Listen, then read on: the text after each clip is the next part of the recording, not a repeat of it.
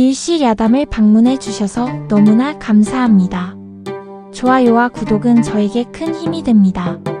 그럼 오늘의 이야기 시작하겠습니다.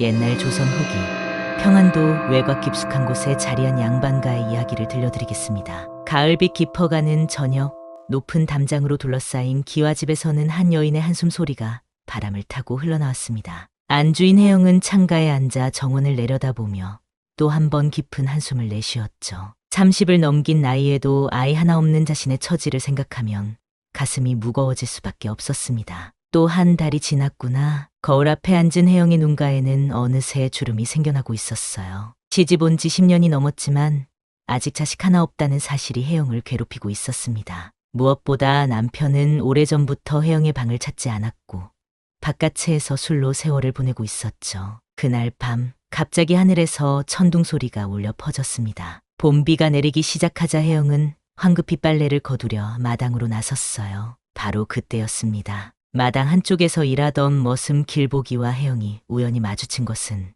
아이고 마님, 제가 거들겠습니다. 길보기는 언제나처럼 순박한 미소를 지으며 달려왔습니다. 25 나이에 어깨는 떡 벌어졌으나 마음은 10살 아이처럼 순수했죠. 마을 사람들은 길보기를 가리켜 바보 머슴이라 불렀지만 혜영은 그런 길보기가 미웠던 적이 없었습니다. 괜찮다, 길보가. 내가 빨래 거둘 일은. 말을 마치기도 전에 갑자기 번개가 번쩍였고 몰란 혜영은 그만 발을 헛디뎌 쓰러지고 말았어요. 순간 길보기가 재빨리 달려와 혜영을 붙잡았습니다. 두 사람의 숨결이 가까워진 그 찰나 혜영은 길보기의 깊은 눈동자에서 자신을 향한 따뜻한 마음을 읽을 수 있었죠. 괜찮으냐? 네, 마님. 다치지 않으셨습니까? 길보기의 팔 안에 안겨있던 혜영은 왠지 모를 설렘을 느꼈습니다. 이런 감정은 처음이었어요. 남편과의 사이에서도 느껴보지 못한 심장의 떨림이었습니다. 비는 더욱 거세게 내리기 시작했고 두 사람은 처마 밑으로 급히 피했어요. 좁은 공간에 함께 있다 보니 자연스레 서로의 온기가 전해졌습니다. 혜영은 길보기의 따뜻한 숨결이 귓가를 스치는 것을 느끼며 얼굴이 붉어졌죠. 마님, 제가 모시겠습니다. 방으로. 그 순간 또 한 번 천둥이 크게 울렸고 놀란 혜영은 무의식적으로 길보기의 품에 안겼습니다. 서로의 심장 소리가 빗소리보다 더 크게 들리는 듯했어요. 혜영은 정신을 차리려 했지만 길보기의 넓은 가슴에 기대어 있는 것이 너무도 편안하게 느껴졌습니다. 길보가. 이건 그날 밤 혜영의 방에서는 촛불이 늦도록 꺼지지 않았어요. 비바람 소리에 섞여 두 사람의 숨결이 하나가 되었고 그것은 피할 수 없는 운명의 시작이었습니다. 봄비처럼 차가우면서도 따뜻한 그 밤의 실수는 두 사람의 삶을 영원히 바꿔놓을 예감이었죠. 그날 이후 혜영의 일상은 미묘하게 달라지기 시작했습니다. 아침 일찍 마당을 쓸며 길보기를 바라보는 혜영의 눈빛은 예전과 달랐죠. 길보기가 우물가에서 물동이를 들어 올릴 때면 울퉁불퉁한 팔뚝의 힘줄이 혜영의 시선을 사로잡았습니다. 아이고, 저 사람 왜 자꾸 눈에 밟히는 걸까? 혜영은 스스로에게 속삭였어요. 방 안에 홀로 앉아 술을 놓다가도 창밖으로 지나가는 길보기의 뒷모습이 눈에 들어오면 바늘을 멈추고 한참을 바라보게 되었습니다. 어찌 저리 순한 눈빛을 가졌을까? 마치가 태어난 송아지 같은 저 맑은 눈. 한편 혜영의 달라진 모습을 눈여겨보는 이들이 있었습니다. 시어머니는 혜영이 예전보다 화장에 신경 쓰는 것을 눈치챘고 몸종들은 마님이 자주 창가에 앉아 마당을 내다본다며 수군거렸죠. 요즘 혜영 마님이 왜 저러시는지 얼굴에 홍조가 돌고 웃음꽃이 피어납니다. 10년 넘게 시집와서 처음 보는 일이지요. 혹시 특히 혜영의 시누이 담비는 날카로운 눈초리로 혜영의 일거수일투족을 지켜보고 있었습니다. 담비는 어릴 적부터 욕심이 많았어요. 오빠가 후사 없이 죽으면 집안 재산이 자신에게 돌아올 거라 계산하고 있었던 담비에게 혜영의 달라진 모습은 마음에 들지 않았죠. 오라비가 저토록 무심한데 혜영 언니는 무슨 바람이 든 걸까? 혹시 담비는 몰래 혜영을 지켜보다가 서재에 들어가 문서들을 뒤적였습니다. 집안의 재산 목록과 상속 문서를 찾아내 살펴보던 담비의 눈에 새로운 계획이 떠올랐어요. 이렇게 하면 언니를 이 집에서 내쫓고 모든 재산을 차지할 수 있겠구나. 한편 혜영과 길보기 사이에도 미묘한 변화가 생겨났습니다. 우연히 마주칠 때마다 길보기는 얼굴을 붉히며 고개를 숙였어요. 그런 길보기를 보면 혜영도 가슴이 두근거렸습니다. 길보가, 네, 마님. 저기, 뒤뜰 꽃밭에 물 좀 줄래? 네, 마님. 당장 하겠습니다. 짧은 대화 속에서도 두 사람의 눈빛은 많은 이야기를 담고 있었어요. 혜영은 밤마다 그날의 실수를 후회하면서도 한편으론 길보기의 순박한 미소를 떠올리며 달콤한 꿈에 빠졌습니다. 그러던 어느 날, 혜영은 정원에서 홀로 발걸음을 옮기다 우연히 담장 너머 길보기와 여중 초분이 이야기하는 모습을 보게 되었어요. 초분은 예쁜 얼굴로 길보기에게 웃음을 보내며 이야기하고 있었습니다. 길보가, 이것 좀 먹어. 초분은 주머니에서 떡을 꺼내 길보기에게 건넸어요. 길보기가 수줍게 웃으며 떡을 받아 먹는 모습을 지켜보던 혜영의 가슴에 작은 불씨가 일었습니다. 아니, 이게 무슨 감정이지? 설마 내가 길보기를 질투하는 건가? 혜영은 스스로의 감정에 당황했지만 자신도 모르게 초분을 향한 불편한 마음이 자라나고 있었어요. 그날 밤, 혜영은 오랜만에 남편의 방을 찾았습니다. 하지만 남편은 이미 술에 취해 깊은 잠에 빠져 있었죠. 당신, 나를 보고 싶지도 않은가요? 조용히 물었지만 돌아오는 대답은 코 고는 소리뿐이었습니다. 혜영은 쓸쓸히 자신의 방으로 돌아와 밤늦도록 등불 아래 앉아 생각에 잠겼어요. 늦봄의 햇살이 따사롭게 내리쬐던 어느 날 아침, 혜영은 갑자기 찾아온 구역질에 이불을 걷어내고 밖으로 뛰쳐나갔습니다. 이런 증상은 며칠 전부터 시작되었어요. 처음에는 음식이 상했나 싶었지만 날이 갈수록 아침마다 찾아오는 메스꺼움은 혜영을 불안하게 만들었습니다. 마님, 괜찮으십니까? 방문 밖에서 몸종이 걱정스럽게 물었어요. 혜영은 창백한 얼굴로 겨우 몸을 일으켰습니다. 괜찮다. 들어오지 말거라. 그날부터 혜영의 식욕도 달라졌습니다. 평소 입맛이 까다로웠던 혜영이 갑자기 시큼한 장아찌를 찾기도 하고 밤중에 깨어나 배가 고프다며 식은 밥을 찾아 먹기도 했죠. 몸종들은 안주인의 달라진 모습에 의아해하며 수근거렸습니다. 마님이 요즘 음식을 많이 드시네요. 얼굴색도 안 좋으시고.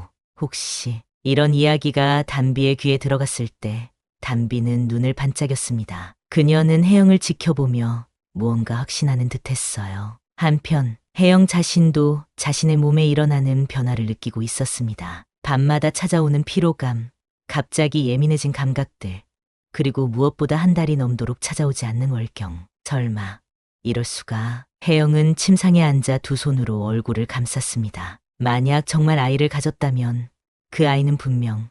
혜영은 생각만으로도 가슴이 떨렸어요. 결국 혜영은 비밀리에 마을의 관상쟁이를 불러들였습니다. 관상쟁이는 비단 보자기에 쌓이는 자를 받고 혜영의 맥을 짚었어요. 어디 한번 봅시다. 관상쟁이의 주름진 손이 혜영의 손목을 짚는 동안 방 안의 공기는 얼어붙은 듯했습니다. 혜영은 숨조차 제대로 쉬지 못하고 관상쟁이의 표정을 살폈어요. 마님, 어서 말해보시오. 축하드립니다. 마님께서는 귀한 몸이 되셨소이다. 순간 혜영의 귓가에서 웅웅거리는 소리가 들렸습니다. 관상쟁이의 입이 계속 움직이고 있었지만 혜영의 귀에는 들리지 않았어요. 단 한마디 귀한 몸이라는 말만이 혜영의 머릿속을 맴돌았습니다. 말도 안 돼. 서방님은 몇 해 전부터 내 방을 찾지 않으셨는데. 혜영의 얼굴이 창백해졌어요. 그날 밤 그 실수의 결과가 지금 자신의 뱃속에 자라고 있다는 사실을 깨달은 혜영은 온몸에 식은땀이 흘렀습니다. 마님, 괜찮으십니까? 그래, 괜찮다. 이제 돌아가시오. 관상쟁이를 보낸 후 혜영은 방 안을 서성이며 생각에 잠겼습니다. 누구의 아이인지 혜영은 너무도 잘 알고 있었어요. 그 바보 머슴 길보기, 순한 눈매와 넓은 어깨를 가진 그 남자의 아이였습니다. 어쩌면 좋지? 어떻게 해야 하지? 혜영은 밤새 잠을 이루지 못했습니다. 양반가의 안주인이 머슴의 아이를 가졌다는 사실이 알려진다면 혜영은 생각만으로도 온몸이 떨렸어요. 하지만 한편으로는 10년 넘게 바라던 아이를 가졌다는 사실에 기쁨이 밀려왔습니다. 내 피와 살을 나눈 아이, 내 품에 안길 작은 생명. 혜영은 조심스레 자신의 배를 쓰다듬었습니다. 아직은 아무런 변화가 느껴지지 않았지만 그곳에 작은 생명이 자라고 있다고 생각하니 가슴이 뛰었어요. 이튿날 혜영은 길보기를 몰래 불러 안채 뒤뜰로 오게 했습니다. 한적한 오후, 혜영은 길보기를 기다리며 어떻게 말을 꺼내야 할지 고민했어요. 마님, 부르셨습니까? 길보기가 수줍은 표정으로 나타났습니다. 혜영은 길보기의 얼굴을 바라보다가 시선을 피했어요. 길보가, 그날 밤 기억하느냐? 길보기의 얼굴이 순간 붉어졌습니다. 그러나 그의 대답은 혜영이 예상과 달랐어요. 무슨 말씀이신지 모르겠습니다, 마님. 길보기는 고개를 숙인 채 발끝만 바라보았습니다. 혜영은 당황했어요. 길보기가 정말 그날의 일을 기억하지 못하는 것인지 아니면 모른 척하는 것인지 알 수 없었습니다. 무슨 말씀이신지 모르겠습니다, 마님. 길보기의 말이 혜영의 가슴을 찔렀습니다. 혜영은 길보기의 표정을 유심히 살펴보았어요. 정말 기억을 못하는 것인지 아니면 일부러 모르는 척하는 것인지 그의 눈동자는 흔들리고 있었지만 표정은 여전히 순진무구했습니다. 그래, 그랬구나. 내가 착각했나 보다. 혜영은 마음을 진정시키려 했지만 가슴 한구석이 아파왔어요. 아이를 가진 사실을 말하려던 입술을 다시 굳게 닫았습니다. 그렇게 두 사람은 서로 다른 마음을 품은 채 헤어졌죠. 길보기는 마당을 나서며 깊은 한숨을 내쉬었습니다. 사실 그는 모든 것을 기억하고 있었어요. 그날 밤의 실수, 혜영마님의 향기, 그리고 그 따스한 온기. 하지만 그는 자신의 처지를 알았습니다. 머슴과 양반마님, 넘을 수 없는 벽이 있었죠. 내가 무슨 생각을 한 거야. 마님과 나는. 길보기는 흙바닥을 발로 차며 씁쓸하게 웃었습니다. 그때 담장 너머에서 여중 초분이 그를 부르는 소리가 들렸어요. 길보가, 잠깐 이리 와봐. 초분은 평소보다 더 화사한 미소를 짓고 있었습니다. 그녀는 길보기에게 몰래 숨겨둔 약과를 건네며 속삭였어요. 이거 어제 주방에서 만든 거야. 아무도 모르게 너 주려고 몰래 챙겨뒀어. 길보기는 수줍게 웃으며 약과를 받았습니다. 초분은 예쁜 얼굴로 길보기를 바라보았어요. 그녀는 오래전부터 길보기를 좋아했습니다. 바보 같지만 순수한 그 모습이 초분의 마음을 사로잡았죠. 고맙다, 초분아. 길보가, 넌 날 어떻게 생각해? 초분의 갑작스러운 질문에 길보기는 당황했습니다. 그는 말을 더듬으며 대답했어요. 나는 초분이가 참 좋은 사람이라고 생각해. 초분의 얼굴에 미소가 번졌지만 길보기의 표정은 복잡했습니다. 사실 그의 마음은 이미 혜영에게 가 있었으니까요. 하지만 그것은 결코 말할 수 없는 비밀이었죠. 한편 이 모든 광경을 몰래 지켜보던 혜영은 가슴 한구석이 아려왔습니다. 길보기와 초분이 다정하게 이야기하는 모습을 보니 괜스레 마음이 쓰렸어요. 내가 왜 이러지? 내가 질투를 하다니. 혜영은 스스로를 책망하며 방으로 돌아왔지만 마음의 동요를 멈출 수 없었습니다. 창문 너머로 보이는 하늘은 어느새 먹구름이 몰려오고 있었어요. 그날 저녁 초분은 우물가에서 물을 길어 오다가 담비와 마주쳤습니다. 담비는 초분을 유심히 바라보더니 슬쩍 말을 걸었어요. 초분아, 요즘 길보기와 자주 어울리는 모양이구나.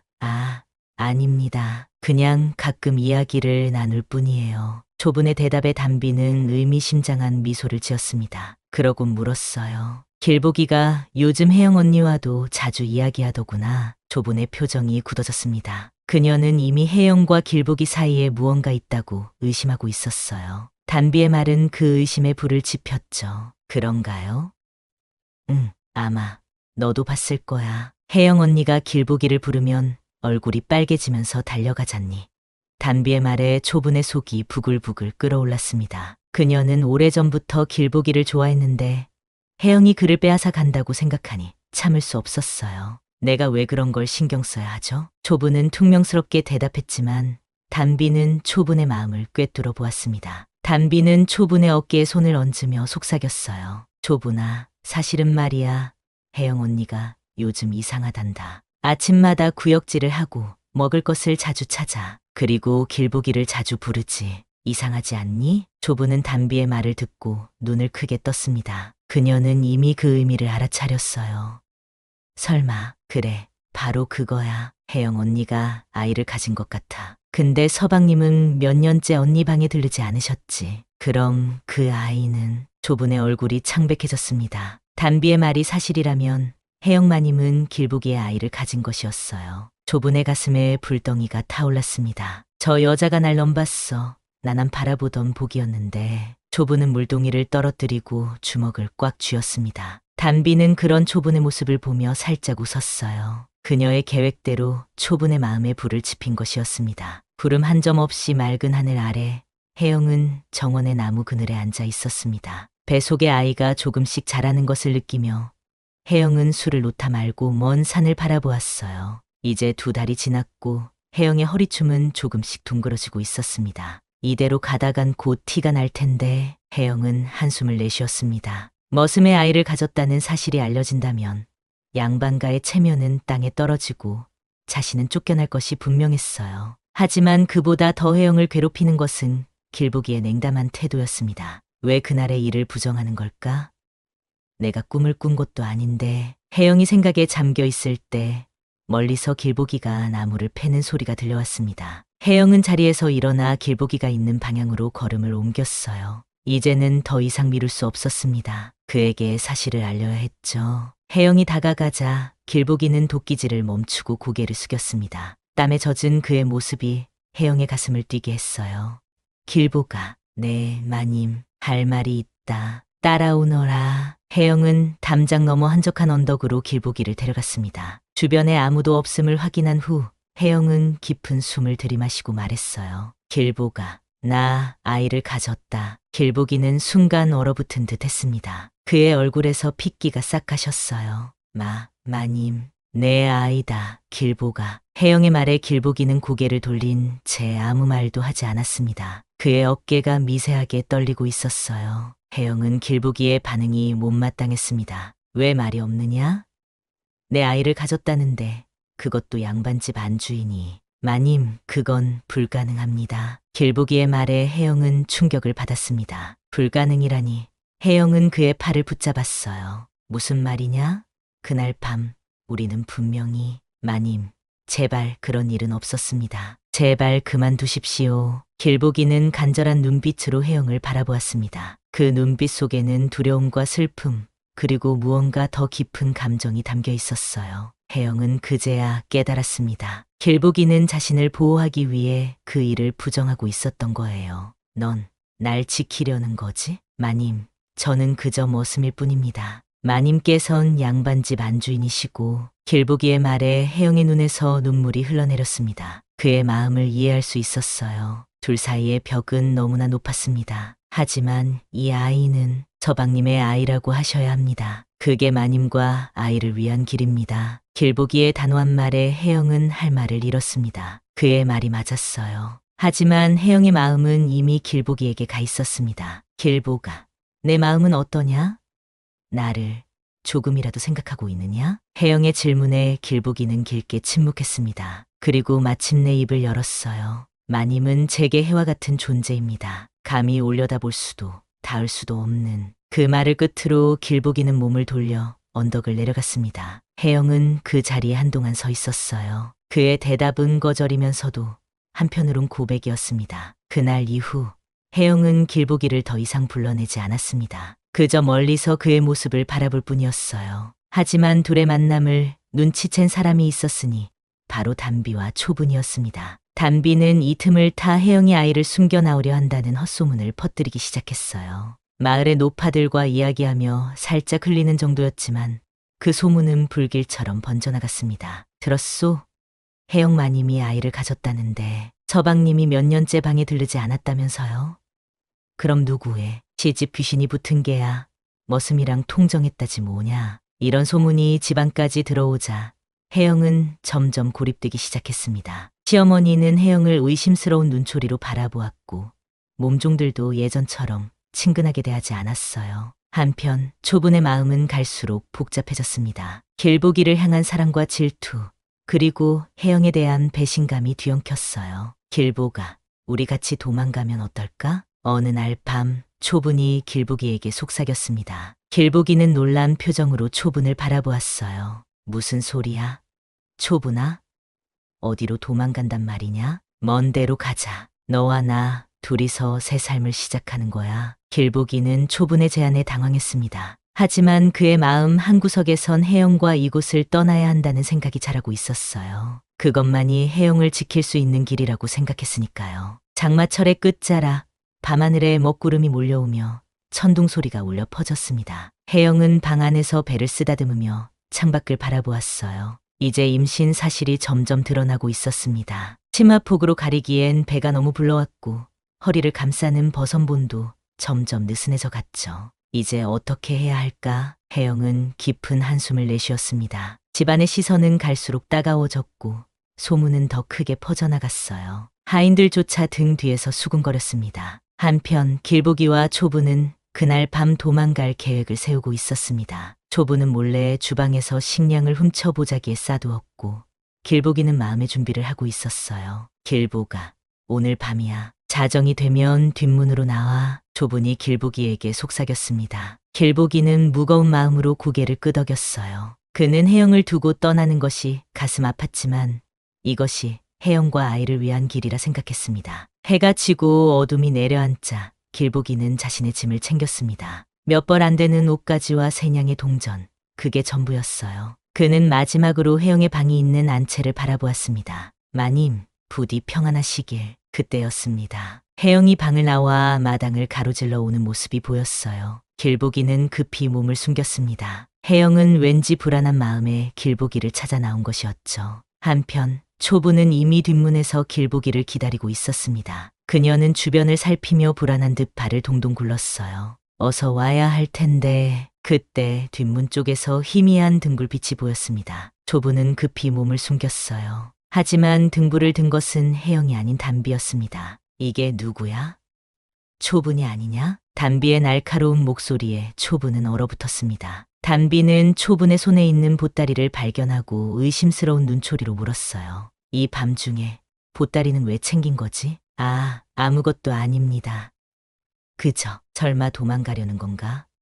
누구와? 초분이 말을 더듬는 사이 혜영이 길보기를 찾아 그쪽으로 다가왔습니다. 제 여인이 만나는 순간 갑자기 천둥이 크게 울렸어요. 그 소리에 놀란 혜영이 발을 헛디디며 넘어질 뻔했고 그때 숨어있던 길보기가 달려나와 혜영을 붙잡았습니다. 마님, 순간 모든 게 드러났습니다. 담비는 승리의 미소를 지으며 세 사람을 바라보았어요. 이런, 내 눈을 의심해야겠구나. 우리 집 머슴과 몸종이 도망가려 했던 거야? 초부는 당황한 표정으로 길보기를 바라보았습니다. 길보기가 혜영을 붙잡고 있는 모습을 보니 가슴이 찢어지는 것 같았어요. 길보가, 너. 혜영도 상황을 이해하기 시작했습니다. 길보기와 초분이 함께 도망가려 했다는 사실에 가슴이 무너져 내렸어요. 너희들이. 담비가 큰 소리로 외치자 집안 사람들이 하나둘 나오기 시작했습니다. 혜영은 혼란스러운 상황 속에서 길보기를 바라보았어요. 마님이 그리 아꼈거늘 감히 등에 칼을 꽂아? 혜영의 목소리는 떨렸습니다. 길보기는 아무 말도 하지 못한 채 고개만 숙였어요. 초부는 질투와 배신감에 눈물을 흘렸고 담비는 이 모든 상황을 즐기듯 바라보았습니다. 집안의 어른들이 나오자 상황은 더욱 악화되었습니다. 시어머니가 앞으로 나서며 혜영을 노려보았어요. 이게 무슨 일이냐? 내가 머슴과 무슨 관계인 것이냐? 혜영은 할 말을 잃었습니다. 그녀의 배는 이미 눈에 띄게 불러와 있었고 그 사실을 부정할 수 없었어요. 담비가 옆에서 부채질했습니다. 어머님, 소문이 사실이었나 봅니다. 혜영 언니가 머슴과 통정했다더니. 길보기는 급히 앞으로 나섰습니다. 그는 무릎을 꿇고 고개를 숙였어요. 제 잘못입니다. 마님은 아무 잘못이 없으십니다. 모든 게 다 제 불찰이오니. 하지만 이미 늦었습니다. 혜영은 절망 속에 주저앉았고 길보기는 하인들에게 끌려갔어요. 초부는 흐느끼며 그 자리를 떠났습니다. 그날 밤 혜영은 홀로 방에 갇혀 복통을 참으며 아이를 낳았습니다. 아무도 돕지 않는 출산의 고통 속에서 혜영은 이를 악물었어요. 아이야, 엄마가 지켜줄게. 그 어떤 남자도 믿지 않겠다. 작은 울음소리가 방 안을 채웠습니다. 혜영은 지친 몸을 이끌고 아이를 품에 안았어요.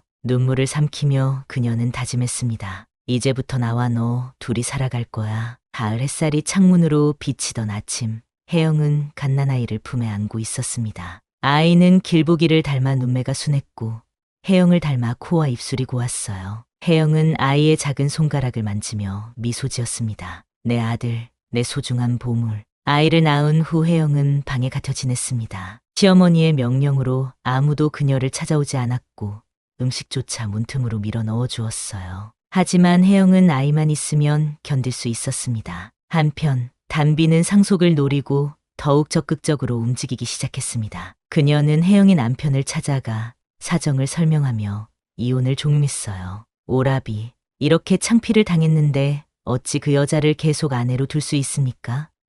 머슴의 아이를 낳았다니 얼마나 부끄러운 일인지 혜영의 남편은 깊은 한숨을 내쉬었습니다. 그는 사실 혜영에게 큰 관심이 없었지만 집안의 체면을 생각하지 않을 수 없었어요. 그래, 그렇게 하자. 담비는 승리의 미소를 지으며 방을 나섰습니다. 이제 혜영을 내쫓고 나면 오라비의 재산은 모두 자신의 것이 될 테니까요. 그러나 뜻밖의 사건이 벌어졌습니다. 혜영이 아이를 낳은 지 며칠 후 마을에 관상쟁이가 찾아온 것이었어요. 그는 대문 앞에서 큰 소리로 외쳤습니다. 중요한 문서가 있습니다.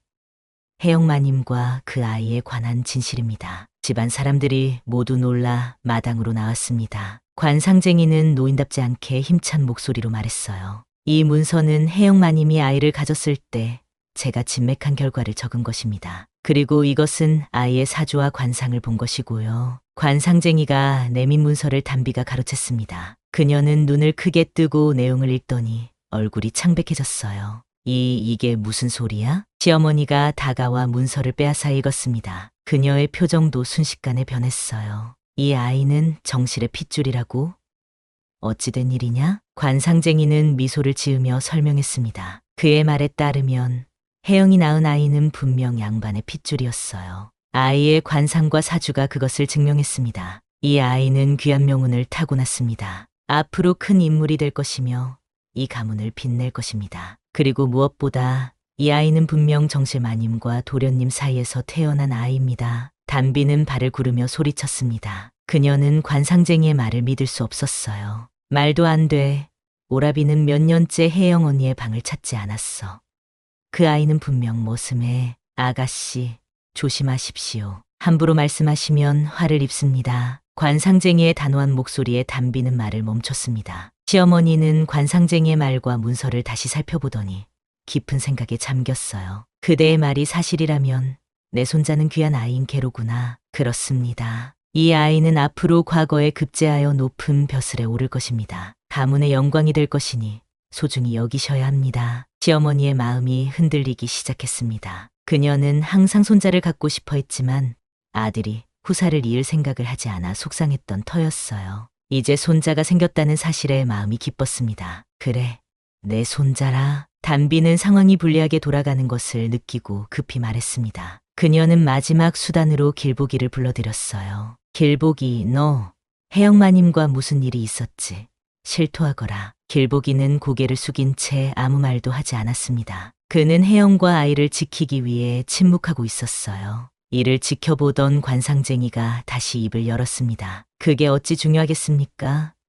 이미 문서와 아이의 관상이 모든 것을 말해주고 있는데요. 자네는 더 이상 상속에 관여할 수 없네. 담비는 분노에 차 소리쳤지만 시어머니는 이미 마음을 정한 듯했습니다. 그녀는 혜영의 방으로 향했어요. 내 손자를 보자꾸나. 시어머니가 방문을 열자 혜영은 놀란 표정으로 아이를 덮고 안았습니다. 하지만 시어머니의 표정은 예상외로 부드러웠어요. 아가, 내 손자를 좀 보여다오. 혜영은 조심스럽게 아이를 내보였습니다. 시어머니는 아이의 얼굴을 보자마자 미소를 지었어요. 어쩜 이리 귀하게 생겼는지 정말 우리 가문의 피를 이었구나. 시어머니의 말에 혜영은 어리둥절했지만 상황이 자신에게 유리하게 돌아가고 있음을 느꼈습니다. 이제 담비는 더 이상 상속에 관여할 수 없게 되었고 초분 또한 마을을 떠났다는 소식이 들려왔어요. 길보기는 어떻게 되었을까요?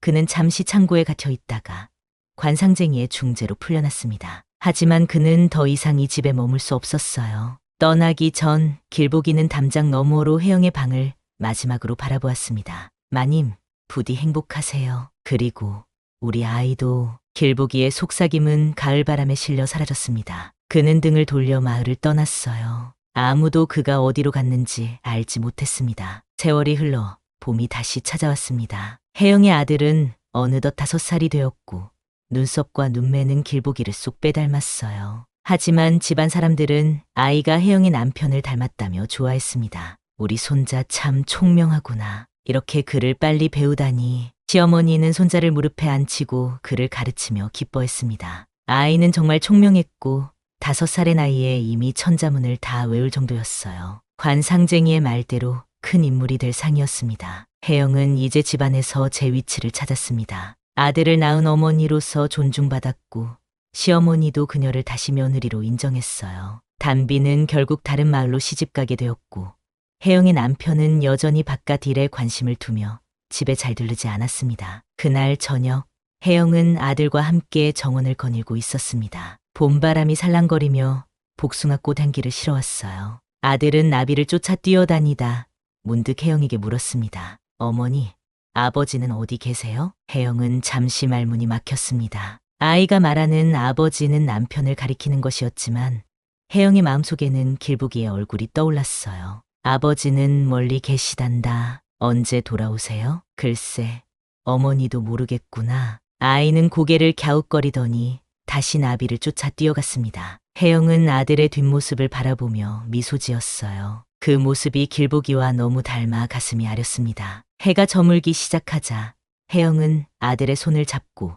방으로 돌아왔습니다. 그날 밤 아이가 잠든 후 혜영은 문을 열고 달을 바라보았어요. 어디선가 바람 소리가 들려왔고 마치 길보기의 목소리 같았습니다. 마님, 잘 지내시나요? 혜영은 놀라 주변을 둘러보았지만 아무도 없었습니다. 그저 바람 소리였을 뿐이었어요. 하지만 혜영은 알고 있었습니다. 길보기가 가끔 마을 근처에 와서 자신과 아이를 몰래 지켜본다는 것을. 어느 날 혜영은 시장에 나갔다가 우연히 길보기를 마주쳤습니다. 그는 이제 장사꾼이 되어 있었어요. 두 사람은 멀리서 눈빛을 교환했을 뿐 가까이 가지 않았습니다. 하지만 그 짧은 순간 모든 말을 나눈 것 같았어요. 그날 저녁 혜영은 아들을 품에 안고 이야기했습니다. 그녀의 목소리는 부드러웠지만 눈에는 눈물이 고여 있었어요. 내 아들아, 내가 커서 어른이 되면 모든 걸 말해주마. 내 진짜 아버지가 어떤 사람인지, 그가 얼마나 너를 사랑했는지.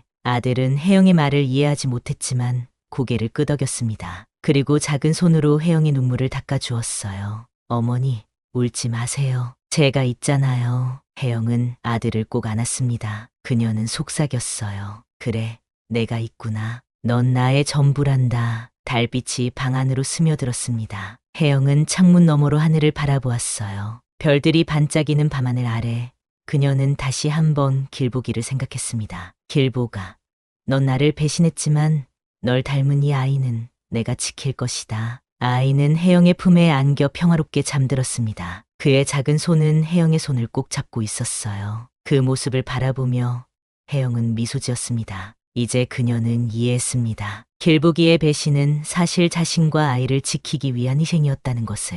그는 자신의 마음을 숨기고 떠남으로써 혜영과 아이가 양반가에서 존중받으며 살 수 있게 해준 것이었어요. 고맙다, 길보가. 혜영의 속삭임은 봄바람에 실려 멀리 아마도 길보기가 있을 그곳으로 향했습니다. 그리고 그날 밤 혜영은 오랜만에 편안한 잠을 이룰 수 있었어요. 세월은 흘러갔고 아이는 자라 훌륭한 선비가 되었습니다. 그리고 어느 날 과거에 급제한 아들이 어머니를 찾아와 물었을 때 혜영은 마침내 모든 진실을 말해주었습니다. 아들은 잠시 충격을 받았지만 이내 어머니를 이해했어요. 어머니, 제 아버지 한번 뵙고 싶습니다. 그리하여 모자는 길보기를 찾아 나섰고 마침내 그를 만날 수 있었습니다. 길보기는 이제 나이가 들어 머리가 하얗게 새었지만 여전히 순한 눈빛은 변함이 없었어요.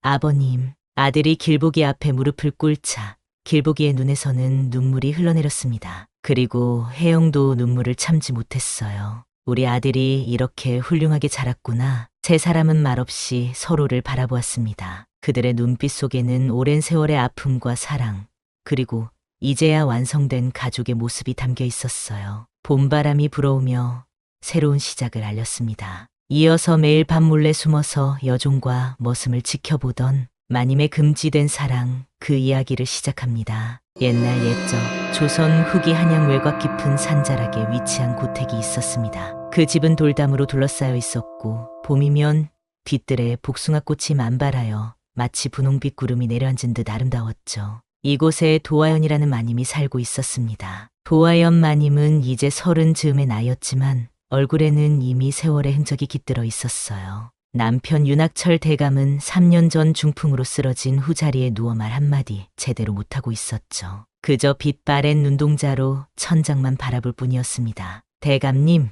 오늘은 국을 한 숟가락 더 드셨네요. 점점 나아지실 거예요. 도화연 마님의 말에도 대감은 반응이 없었습니다. 방 안에는 약 냄새와 병자의 무거운 숨소리만 가득했어요. 도화연 마님은 남편을 돌보는 일로 하루를 시작해 하루를 마쳤습니다. 하지만 그 속에는 말로 표현할 수 없는 외로움이 가득했죠. 마님, 저녁상을 차렸습니다. 여종 초란이 방문을 살짝 열고 말했습니다. 초란은 20살 무렵의 젊은 여종으로 도화연 마님이 시집 올 때 데려온 몸종이었어요. 하얀 살결에 날카로운 눈매를 가진 초란은 얼핏 보면 양반집 규수 같은 기품이 있었죠. 식사는 방에 들여놓고 나가거라 도화연 마님이 말했습니다. 초라는 상을 놓고 나갔어요. 도화연 마님은 음식을 거의 입에 대지 않았습니다. 해가 지고 밤이 깊어가는 동안 도화연 마님은 창가에 앉아 달빛만 바라보고 있었죠. 그러다 밤이 깊어지면 도화연 마님은 조용히 방문을 열고 나왔습니다. 뒤뜰로 난 좁은 복도를 따라 걸었죠. 달빛이 드리워진 마루를 지나면 행랑채로 가는 길이 나왔어요. 그곳에서 도화연 마님은 발걸음을 멈추고 한숨을 내쉬었습니다.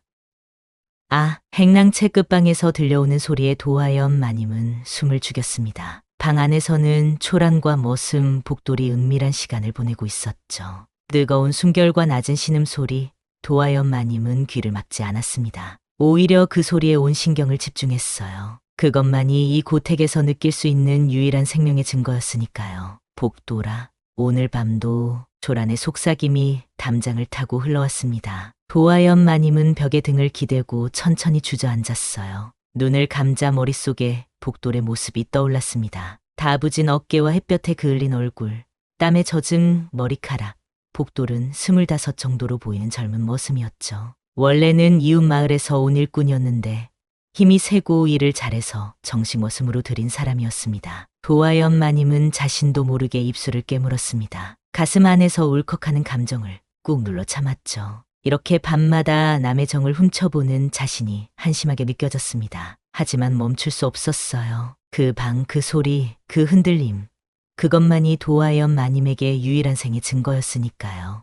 마님, 문득 누군가 부르는 소리에 도화연 마님은 놀라 벌떡 일어났습니다. 뒤를 돌아보니 나이 든 여종 금녀가 서 있었죠. 이 밤에 여기서 뭐 하십니까? 몸이 편찮으신 대감님이 깨어나시면 어찌합니까? 도화연 마님은 꾸중하는 금녀의 눈을 피했습니다. 금녀는 이 집안에서 도화연 마님이 태어났을 때부터 있었던 오랜 종이었죠. 마치 어미처럼 도화연 마님을 돌봐왔습니다. 잠시 바람을 쐬러 나왔을 뿐이요. 도화연 마님은 말하고는 안채로 돌아갔습니다. 방으로 돌아온 도화연 마님은 거울 앞에 앉았어요. 거울 속에 비친 얼굴은 창백했습니다. 눈동자에는 가려진 불빛처럼 무언가가 타오르고 있었죠. 이튿날 아침, 도화연 마님은 평소보다 일찍 일어났습니다. 비단 치마를 갈아입고 머리를 단정하게 빗었어요. 남편이 병석에 눕기 전에는 늘 칭찬하던 비취색 저고리를 입었죠. 거울 앞에서 오랜만에 연지를 찍으려다 도화연 마님은 멈칫했습니다. 누구를 위한 단장인지 스스로도 인정하기 싫었어요. 마님, 아침 식사 준비됐습니다. 문 밖에서 초란의 목소리가 들렸습니다. 도화연 마님은 연지를 내려놓고 대답했어요. 들어오너라. 초란은 상을 들고 들어왔습니다. 평소보다 더 단정한 모습의 도화연 마님을 보고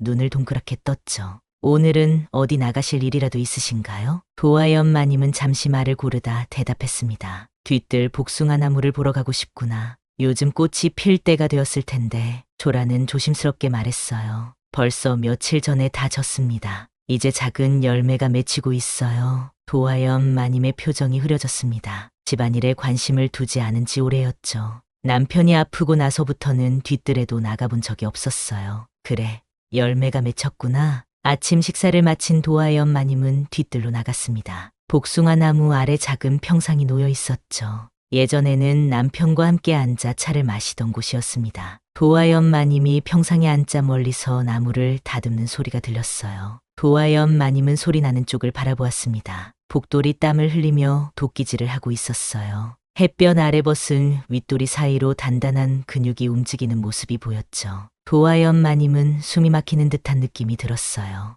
물 한 사발 가져오너라. 도화연 마님이 근처에 있던 어린 하녀에게 말했습니다. 하녀아이가 물을 가져오자 도화연 마님은 복돌에게 건네라고 했어요. 머슴 아저씨, 마님께서 물 드시래요. 하녀아이의 말에 복돌은 도끼를 내려놓고 고개를 돌렸습니다. 땀에 젖은 이마를 훔치며 평상 쪽을 바라봤어요. 도하연 마님과 눈이 마주쳤죠. 복돌은 급히 고개를 숙이고 절을 했습니다. 마님께 누추한 모습을 보여드려 죄송합니다. 도하연 마님은 손을 저었습니다. 더운데 열심히 일하는 모습이 보기 좋구나. 물 한 사발 마시고 계속하거라. 복돌은 물을 받아 마셨습니다. 목젖이 오르내리는 모습을 보며 도하연 마님은 가슴이 뛰었어요. 물을 다 마신 복돌이 다시 절을 하고 일터로 돌아갔습니다. 그날 이후로 도하연 마님은 매일 뒤뜰로 나왔습니다. 때로는 바느질을 하기도 하고 때로는 책을 읽는 척하기도 했죠. 하지만 실은 복돌을 몰래 지켜보기 위함이었어요. 복돌의 말 한마디, 땀 흘리는 모습 하나에도 도하연 마님은 가슴이 떨렸습니다. 어느 날 저녁 초란이 방에 들어와 말했습니다.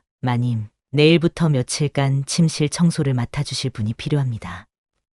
제가 몸이 좀 편찮아서. 도하연 마님은 초란을 유심히 바라봤어요. 얼굴색은 평소와 다름없었습니다. 어디가 아프냐? 배가 좀 아픕니다. 어제부터요. 도하연 마님은 고개를 끄덕였습니다. 그래, 좀 쉬거라. 금녀에게 말해 다른 하녀를 보내도록 하마. 그날 밤 도하연 마님은 행랑채로 나가지 않았습니다. 초란이 방에 없다면 복돌도 오지 않을 테니까요. 도하연 마님은 뜬 눈으로 밤을 새웠습니다. 가슴 속에 묘한 불안과 기대가 교차했어요. 다음 날 도하연 마님은 평소보다 더 공들여 치장을 했습니다. 화장대 거울 앞에서 오래 머물렀어요. 그러다 문득 남편 방이 떠올랐죠. 금녀가 남편을 씻기고 있을 시간이었습니다. 오늘은 내가 대감님을 보살피겠소. 도하연 마님이 남편 방으로 들어섰습니다. 금녀는 놀란 표정을 지었어요. 마님, 갑자기 왜? 그동안 내가 소홀했소. 이제는 내가 직접 돌보겠소. 금녀는 잠시 머뭇거리다 방을 나갔습니다. 도하연 마님은 남편 곁에 앉았어요. 말라비틀어진 남편의 손을 잡고 마음속으로 용서를 빌었습니다. 오후가 되자 하늘에 먹구름이 끼기 시작했습니다. 비가 올 기미였죠. 도하연 마님은 창가에 앉아 하늘을 올려다봤습니다. 멀리서 우레 소리가 들려왔어요. 마님, 큰 비가 올 것 같습니다. 빨래를 모두 거두었고요.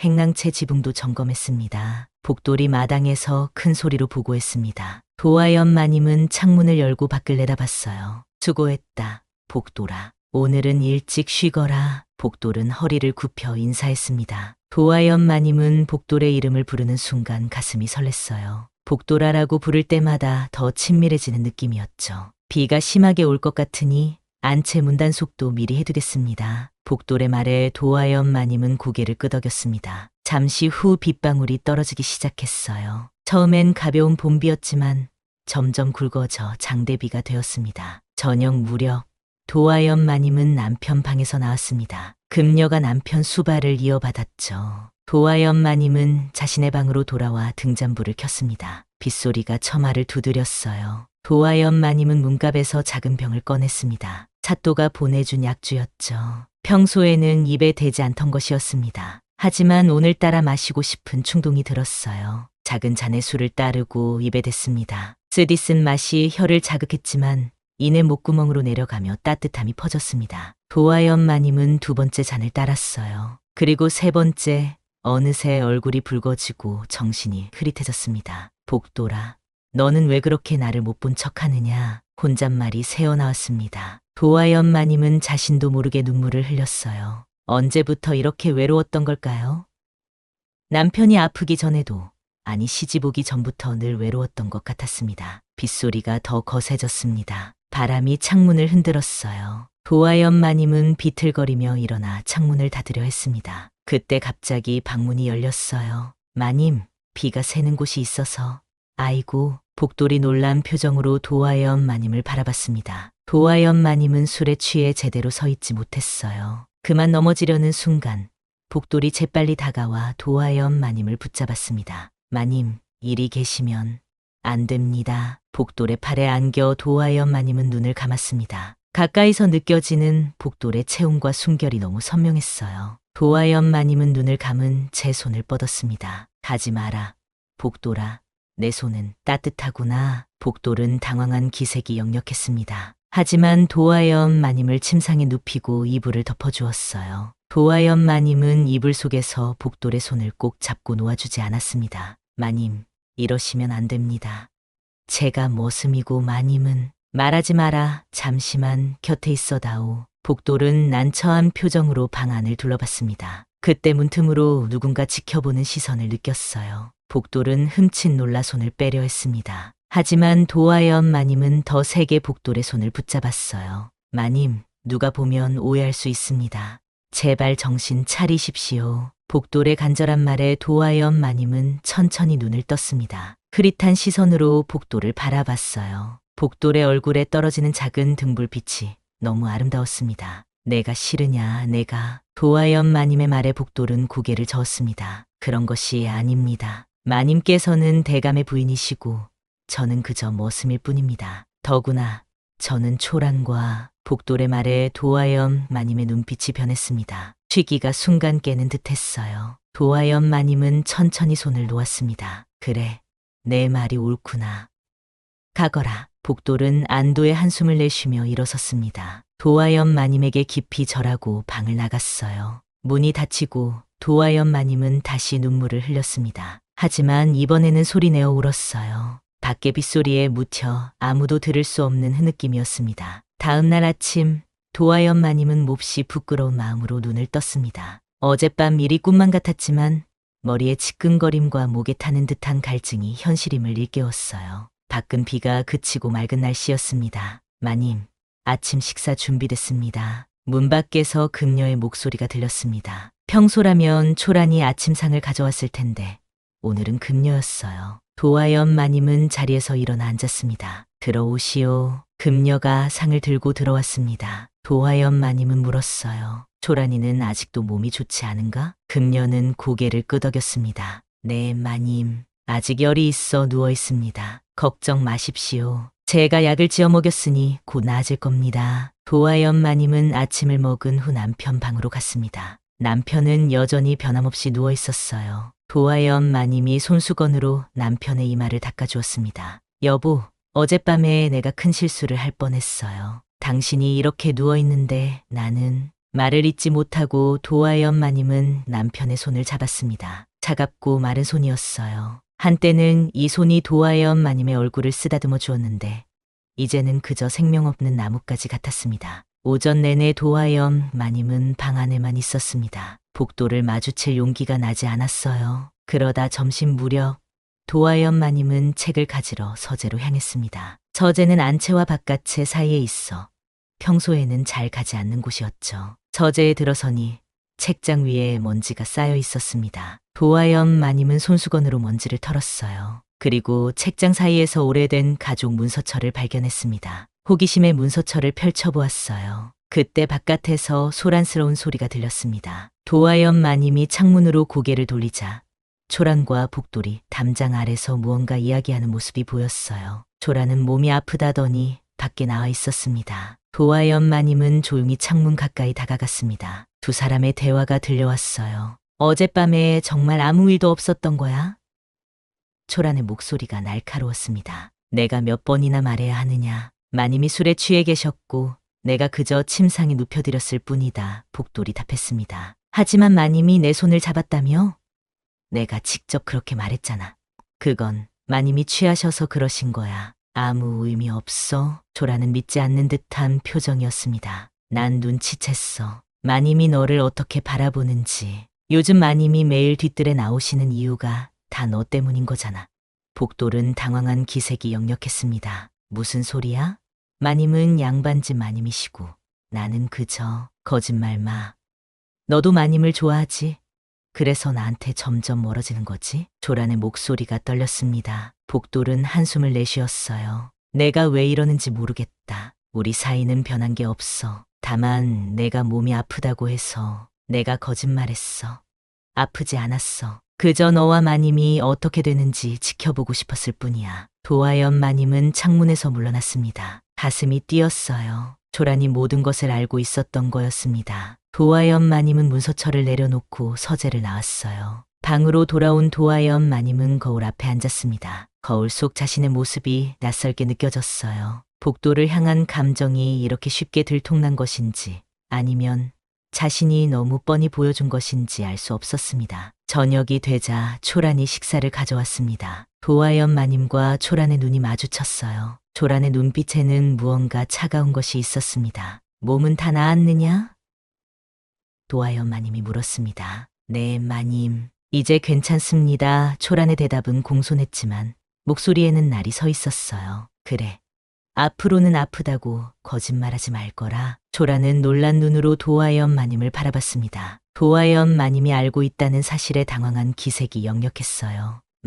마님.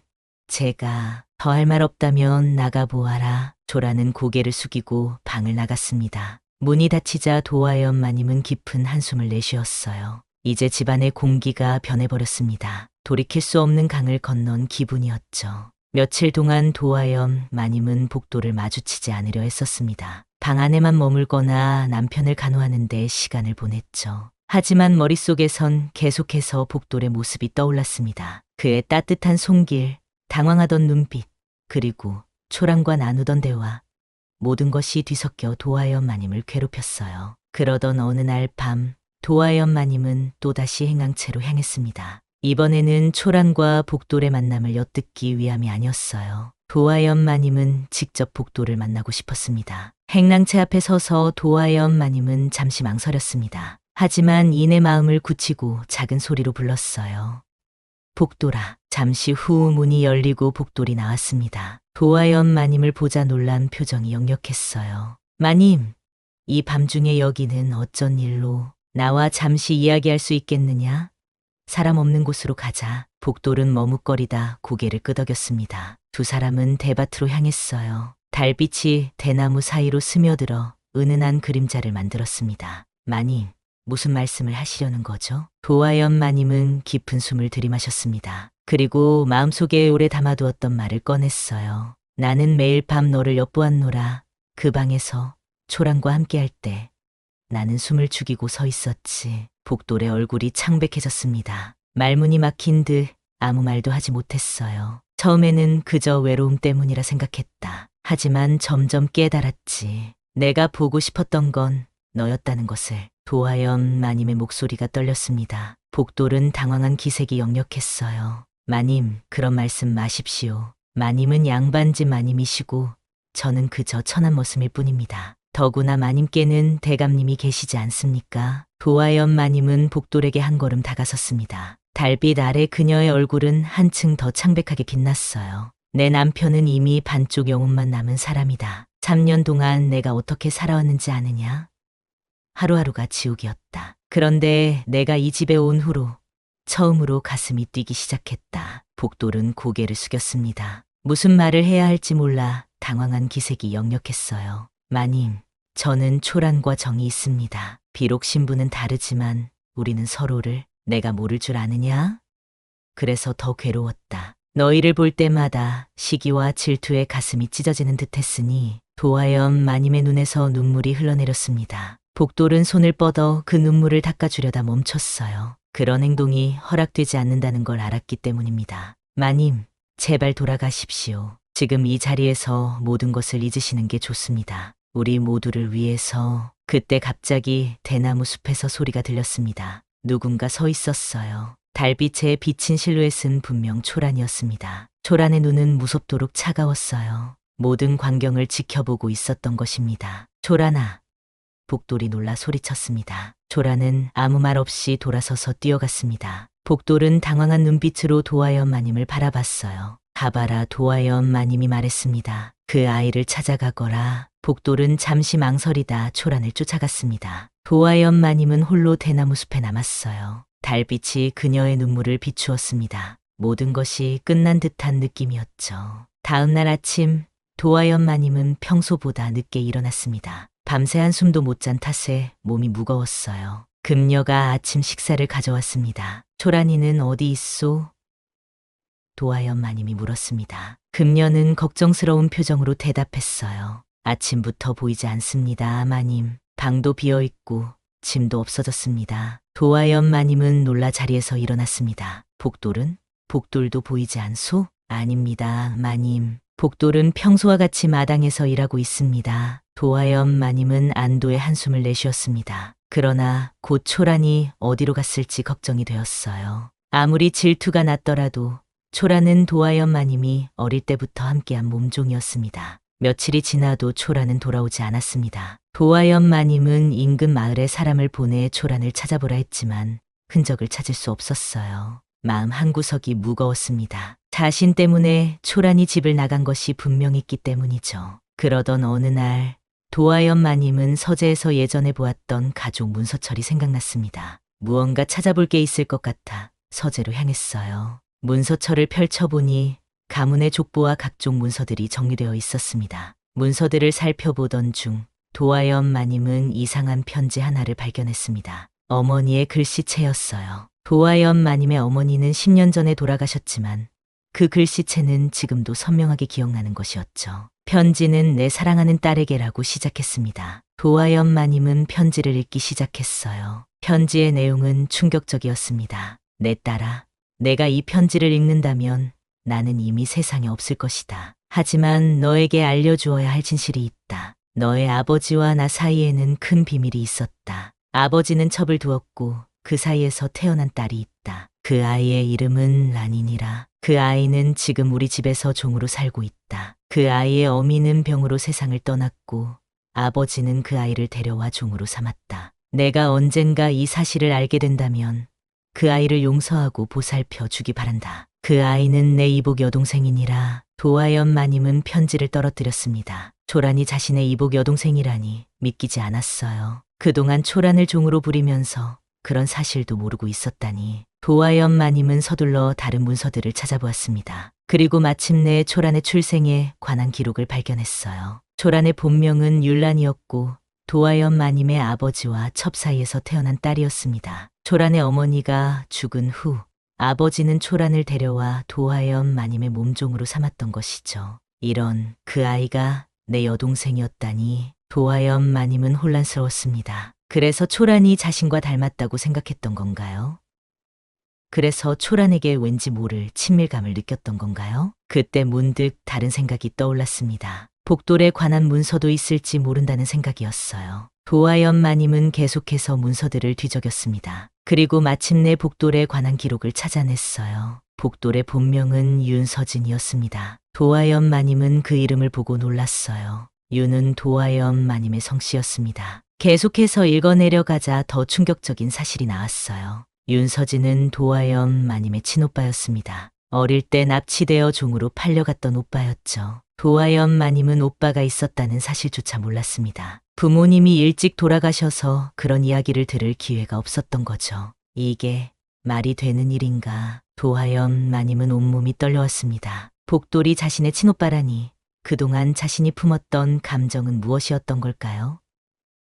도하연 마님은 충격으로 쓰러질 것 같았습니다. 급히 다른 기록들을 찾아보니 윤서진은 5살 때 납치되어 종으로 팔려갔다는 기록이 있었어요. 부모님은 오랫동안 아들을 찾았지만 결국 찾지 못했죠. 그런데 운명처럼 복돌이 이 집에 머슴으로 들어온 것이었습니다. 도하연 마님은 문서들을 모두 챙겨서 방으로 돌아왔습니다. 마음은 혼란스러웠지만 한편으로는 기뻤어요. 잃어버린 오빠를 찾았다는 생각에 가슴이 뛰었습니다. 하지만 동시에 부끄러움과 죄책감이 밀려왔죠. 자신의 오빠에게 그런 감정을 품었다니. 그날 밤 도하연 마님은 복돌을 불렀습니다. 복돌이 방에 들어서자 도하연 마님은 마음을 가라앉히려 노력했어요. 나와 이야기할 일이 있다.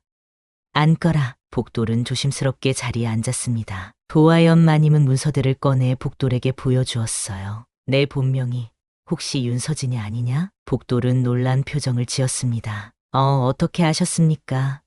그건 제가 태어났을 때 이름이라고 들었습니다만 내가 어릴 때 기억나는 것이 있느냐?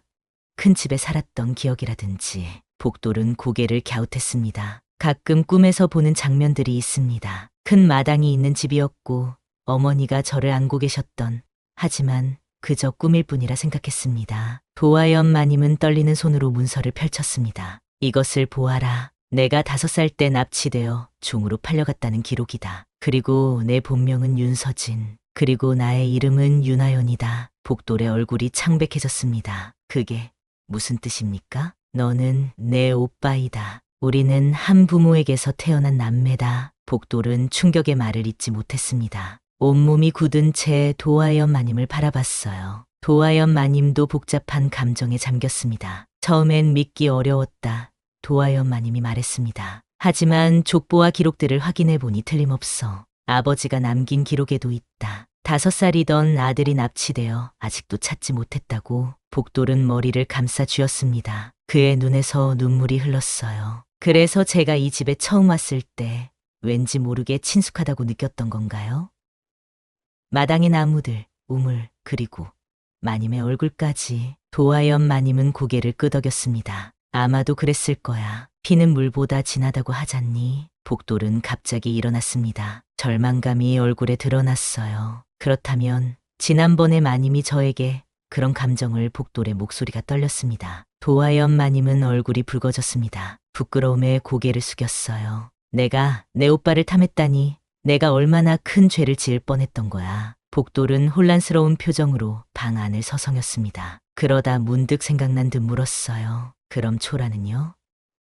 초란도 찾아야 하지 않을까요? 도하연 마님은 한숨을 내쉬었습니다. 초란도 우리와 관련이 있어. 초란은 아버지의 첩과의 사이에서 태어난 딸이야. 나의 이복 여동생이지. 복돌의 눈이 커졌습니다. 그렇다면 초란은 제 이복 여동생도 되는 겁니까? 그래, 맞다. 우리 셋은 모두 연결되어 있었어. 하지만 우리는 그것도 모른 채 서로를 사랑하고 미워하고 질투했지. 복돌은 주저앉았습니다. 너무나 많은 진실이 한꺼번에 밝혀져 감당하기 어려웠어요. 이 모든 것이 너무 갑작스럽습니다. 제가 머슴이 아니라 양반집 도련님이었다니. 그리고 마님이 제 여동생이었다니. 도하연 마님은 울컥하는 감정을 억누르며 말했습니다. 오라버니, 이제 내가 이 집의 진짜 주인이야. 아버지가 남긴 모든 것은 본래 내 것이었어. 복돌, 아니 윤서진은 고개를 저었습니다. 아닙니다. 저는 이미 오랫동안 머슴으로 살아왔어요. 갑자기 양반이 될 수는 없습니다. 게다가 초란과 저는. 도하연 마님이 말을 끊었습니다. 이제 초란과는 그런 관계가 될 수 없어. 너희는 남매야. 비록 이복이지만. 윤서진의 눈에서 눈물이 흘렀습니다. 도하연 마님도 눈물을 참을 수 없었어요. 두 사람은 서로를 바라봤습니다. 이제는 남매로서 새로운 눈으로. 그때 문 밖에서 소리가 들렸습니다. 금녀가 급히 들어왔어요. 마님, 큰일 났습니다. 초란이가 돌아왔는데. 그게. 도하연 마님과 윤서진은 놀라 금녀를 바라봤습니다. 초란이 어떻게 되었느냐? 초란이가 관아의 포졸들을 데리고 왔습니다. 대감님을 독살하려 했다고 마님을 고발한 것 같습니다. 도하연 마님은 충격으로 말을 잇지 못했습니다. 윤서진은 벌떡 일어섰어요. 무슨 소리요? 마님이 어찌 그런 일을. 모르겠습니다. 하지만 포졸들이 지금 안채로 들이닥치고 있습니다. 도하연 마님은 창백한 얼굴로 자리에서 일어났습니다. 윤서진의 손을 잡았어요. 오라버니, 나는 결코 남편을 해치려 한 적이 없어. 그것만은 믿어주렴. 윤서진은 고개를 끄덕였습니다. 믿습니다. 마님. 아니, 화연아. 내가 가서 이 모든 것을 바로잡겠다. 윤서진은 황급히 밖으로 뛰쳐나갔습니다. 도하연 마님은 남겨진 문서들을 정리하며 떨리는 손으로 기도했어요. 제발 모든 것이 잘 해결되기를. 포졸들이 안채에 들이닥쳤습니다. 초란이 앞장서서 도하연 마님의 방으로 향했어요. 윤서진이 그들 앞을 막아섰습니다. 잠깐, 이게 어찌된 일입니까? 마님께 무슨 혐의가 있다는 겁니까? 포졸 우두머리가 앞으로 나섰습니다. 비켜라. 도하연이 대감을 독살하려 했다는 고발이 들어왔다. 우리는 이를 조사하러 왔다. 초란이 윤서진 옆으로 다가왔습니다. 그녀의 눈에는 증오와 결의가 가득했어요. 복돌아, 내가 왜 마님을 감싸는 거야? 내가 모르는 사실이 있어. 마님은 남편을 독살하려 했어. 내가 직접 봤다고. 윤서진은 초란의 눈을 똑바로 바라봤습니다. 초란아, 아니 율란아, 내가 알아야 할 진실이 있다. 초란은 당황한 듯 눈을 깜빡였습니다. 무슨 율란이라니? 내 이름은 초란이야. 아니다. 내 본명은 율란이다. 내 아버지는 윤상철 대감, 우리 아버지시다. 너는 도하연 마님의 이복 여동생이야. 초란의 얼굴이 창백해졌습니다. 그녀는 믿을 수 없다는 듯 고개를 저었어요. 무슨 헛소리야. 내가 어떻게 마님의. 그리고 나는 윤서진이 이어 말했습니다. 내 본명은 윤서진이다. 도하연 마님의 친오빠지. 어릴 때 납치되어 종으로 팔렸던 사람이다. 초란은 충격에 휩싸였습니다. 포졸들도 혼란스러운 표정으로 서로를 바라봤어요. 증거가 있나? 포졸 우두머리가 물었습니다. 윤서진은 고개를 끄덕이고 방 안으로 들어가 문서들을 가져왔습니다. 포졸 우두머리가 문서를 살펴보았어요. 이건 정말. 조라는 떨리는 손으로 문서를 받아들었습니다. 글을 읽을 줄 아는 그녀는 천천히 내용을 확인했어요. 그녀의 눈에서 눈물이 흘러내렸습니다. 그럼 내가 마님의 여동생이라고? 그리고 너는 내 오빠? 윤서진은 고개를 끄덕였습니다. 그래, 그렇다. 우리는 모두 한 가족이었다. 조라는 무릎을 꿇고 흐느꼈습니다. 이제서야 모든 것이 이해가 됐어요. 그런데 그렇다면 내가 마님을, 내 언니를 어떻게 그런 누명을? 도하연 마님이 방에서 나왔습니다. 그녀는 조용히 초란 곁으로 다가가 그녀의 어깨에 손을 얹었어요. 괜찮다. 초란아.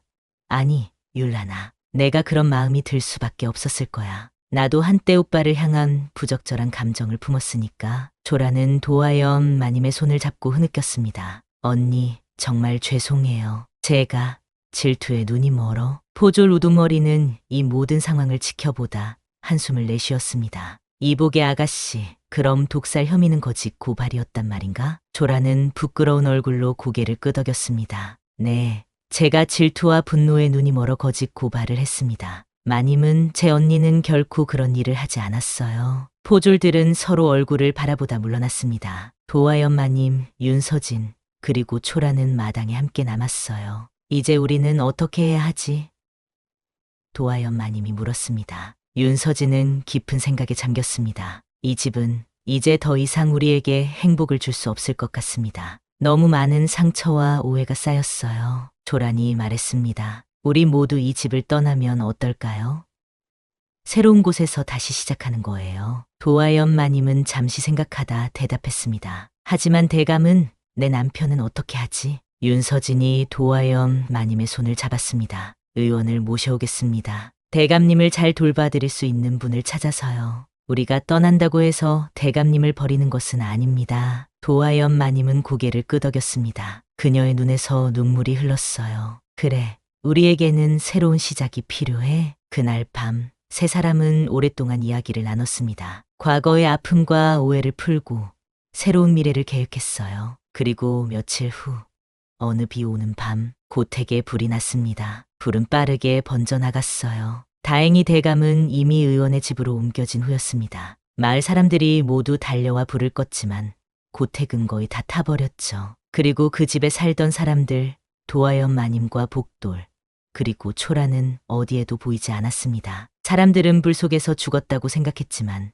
누구도 시신을 찾지 못했어요. 어떤 이는 밤중에 세 사람이 말을 타고 떠나는 것을 보았다고 했습니다. 또 어떤 이는 동쪽 바다 마을에서 새로 정착한 가족을 보았다고 했고요. 하지만 그 누구도 확실히 알지 못했습니다. 그 후로 그 집터는 도하연이라 불렸습니다. 봄이 되면 그곳에 복숭아 나무가 만발해 마치 분홍빛 구름이 내려앉은 듯했고 제비가 날아와 둥지를 틀었기 때문이죠. 도하연, 복숭아꽃과 제비가 어우러진 아름다운 이름이었습니다. 도망친 세 사람은 어디로 갔을까요? 피할 수 없는 운명 앞에서 그들은 자유를 택했습니다. 그리고 아마도 자신들의 진짜 가족으로서의 새로운 삶을 시작했겠지요. 다음 이야기, 아버지를 살리기 위해 자신의 신분을 바꾼 한 여인의 이야기를 시작합니다. 백일홍 꽃이 피 붉은 물결처럼 흩날리는 날이었습니다. 바람이 지나갈 때마다 붉은 꽃비가 내리고 그 아래 더욱 붉게 물든 홀레복의 여인이 서 있었죠. 연초의 얼굴에서는 붉은 연지와 함께 한 줄기 눈물이 흘러내렸습니다. 기쁨의 눈물인지 아픔의 눈물인지 알 수 없었지만 연초의 작은 입술이 살며시 올라가는 것으로 보아 행복의 눈물임이 분명했어요. 마당 건너편에서 검은 사무관대를 갖춰 입은 윤서 도련님이 연초를 바라보고 있었습니다. 윤서의 입가에도 미소가 어렸지만 두 눈에는 믿기지 않는다는 듯한 표정이 서려 있었어요. 장대감의 막내 아들과 기생의 혼례라니 한양성안 어디에서도 들어본 적 없는 일이었으니까요. 연초의 눈빛이 윤서를 향해 빛났습니다.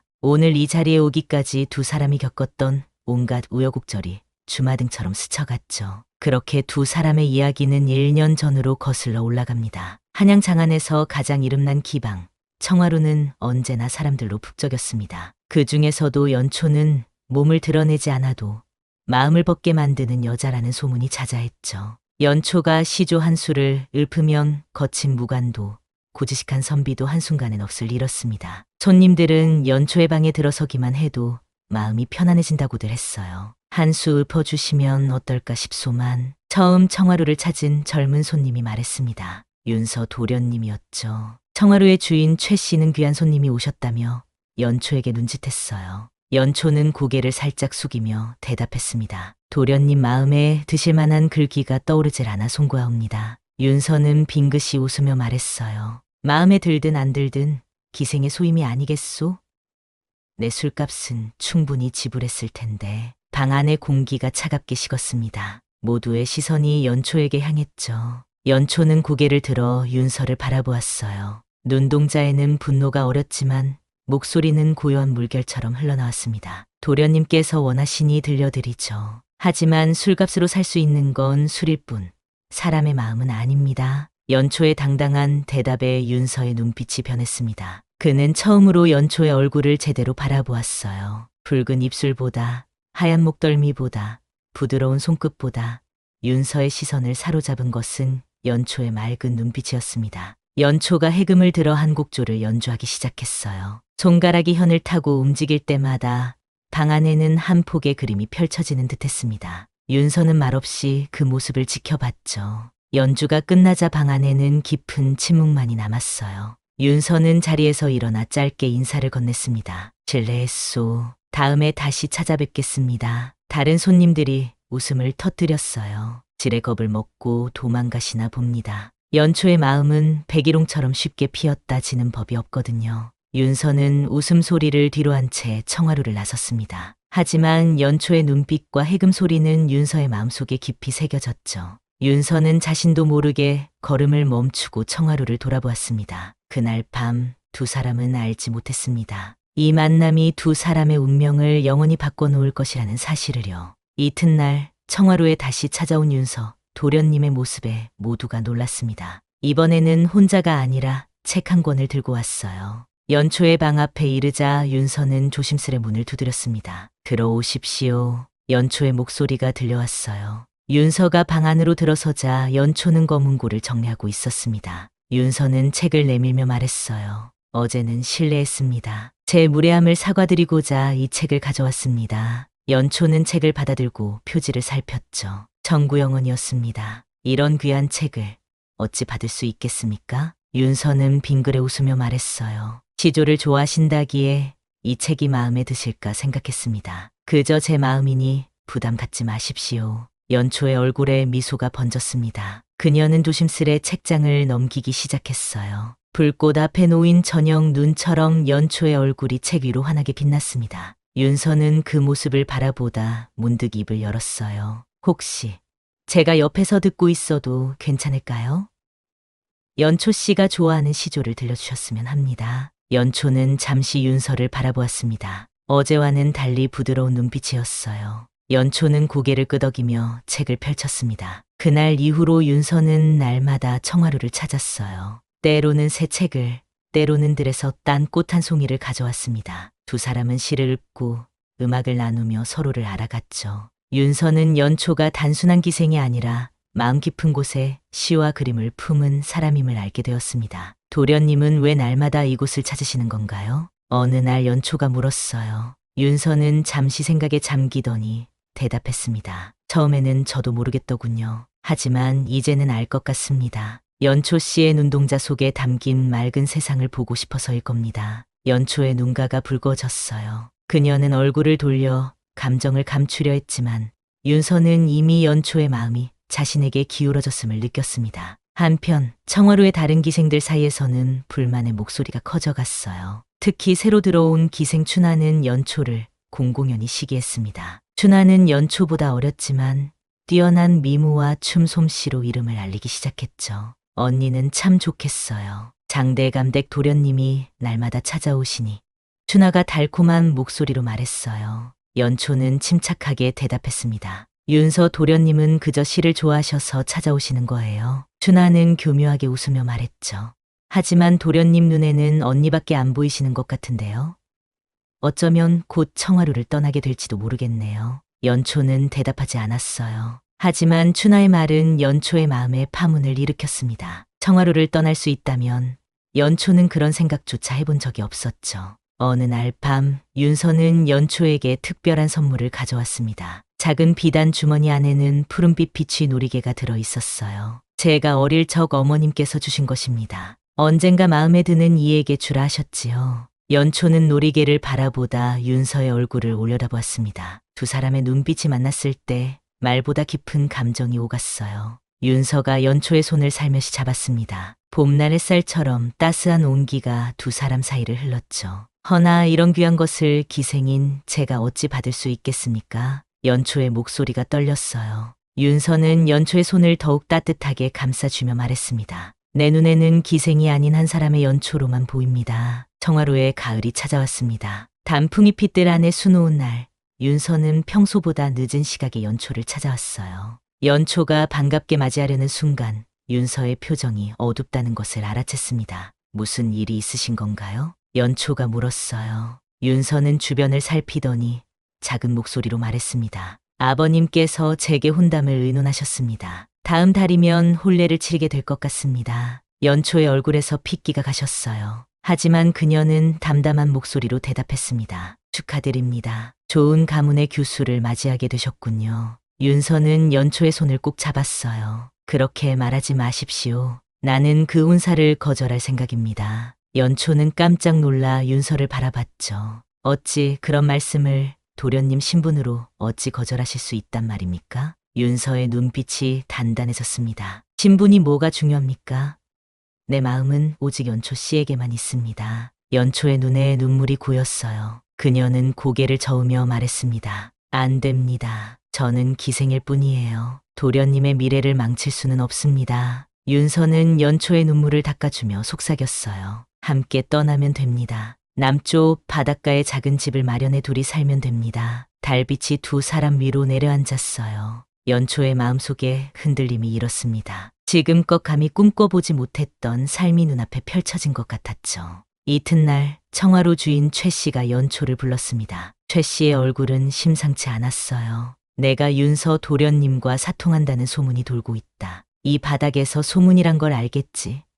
도련님은 곧 혼례를 앞둔 몸이시니 이제 그만 정신 차리거라. 연초는 고개를 숙이고 대답했어요. 알겠습니다, 주인님. 하지만 그날 밤 연초와 윤서는 비밀리에 만나 함께 떠날 계획을 세웠습니다. 사흘 후 밤 청하루 뒷문으로 연초가 빠져나오면 윤서가 말을 타고 기다리고 있을 거예요. 그렇게 둘은 한양을 떠나 멀리 떨어진 바닷가 마을로 갈 계획이었습니다. 정말 이래도 괜찮을까요?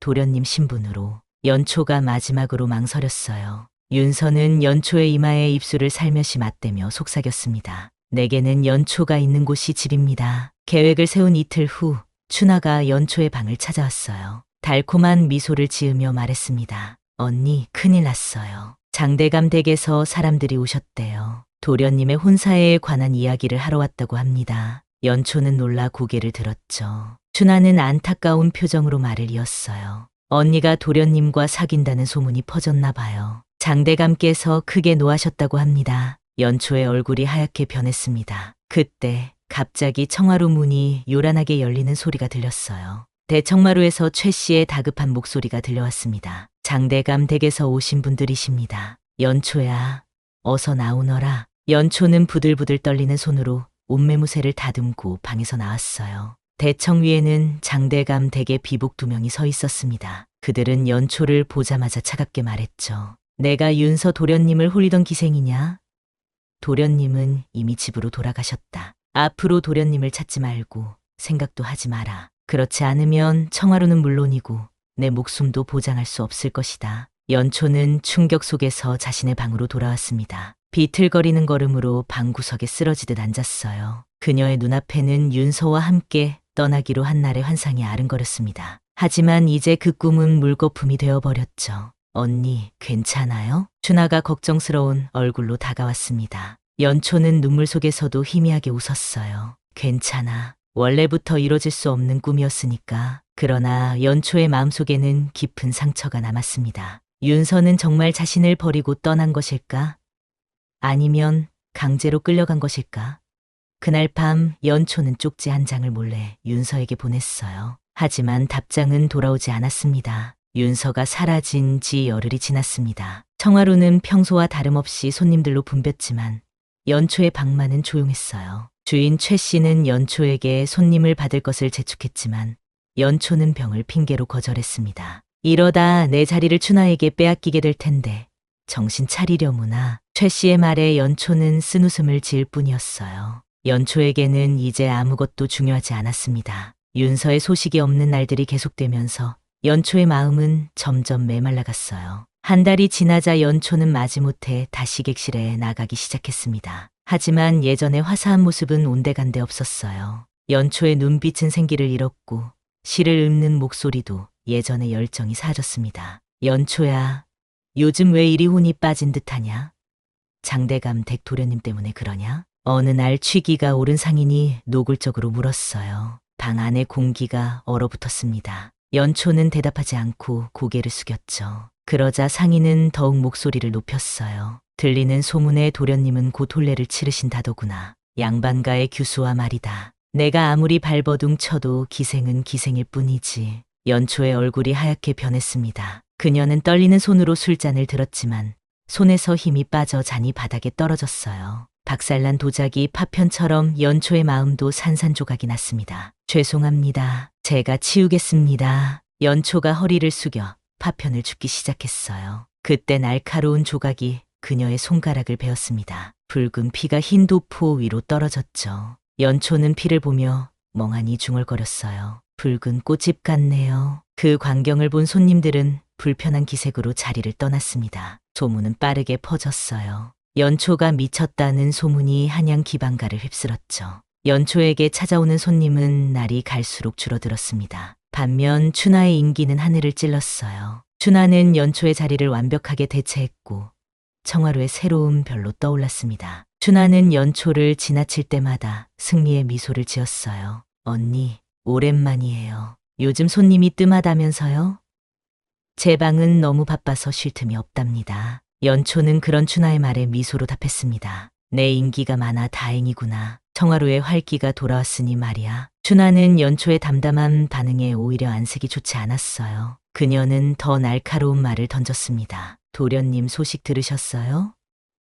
이달 말에 혼례를 치르신대요. 신부는 평양 감사의 따님이라고 합니다. 연초의 심장이 찢어지는 듯했지만 그녀는 평온한 얼굴을 유지했어요. 그러시냐? 도련님께 행복이 있기를 바랄 뿐이다. 연초의 반응에 춘하는 흥미를 잃고 자리를 떴습니다. 밤이 깊어 모두가 잠든 후 연초는 윤서가 선물한 비취 놀이개를 꺼내 들었어요. 달빛 아래 푸른빛을 내뿜는 놀이개를 보며 연초는 속삭였습니다. 도련님, 정말 저를 잊으셨나요? 침묵만이 그녀의 대답이었죠. 날이 갈수록 연초의 건강은 나빠졌습니다. 얼굴은 창백해지고 몸은 바람에 흔들리는 갈대처럼 여위어갔어요. 주인 최 씨는 연초를 불러 단호하게 말했습니다. 내 모습을 보고 손님들이 찾아오지 않는다. 이제 청하루에서 더 이상 너를 둘 수 없겠구나. 연초는 고개를 숙였습니다. 예상했던 말이었어요. 이해합니다. 제가 짐을 꾸리겠습니다. 그날 밤 연초는 윤서와 함께 도망치려던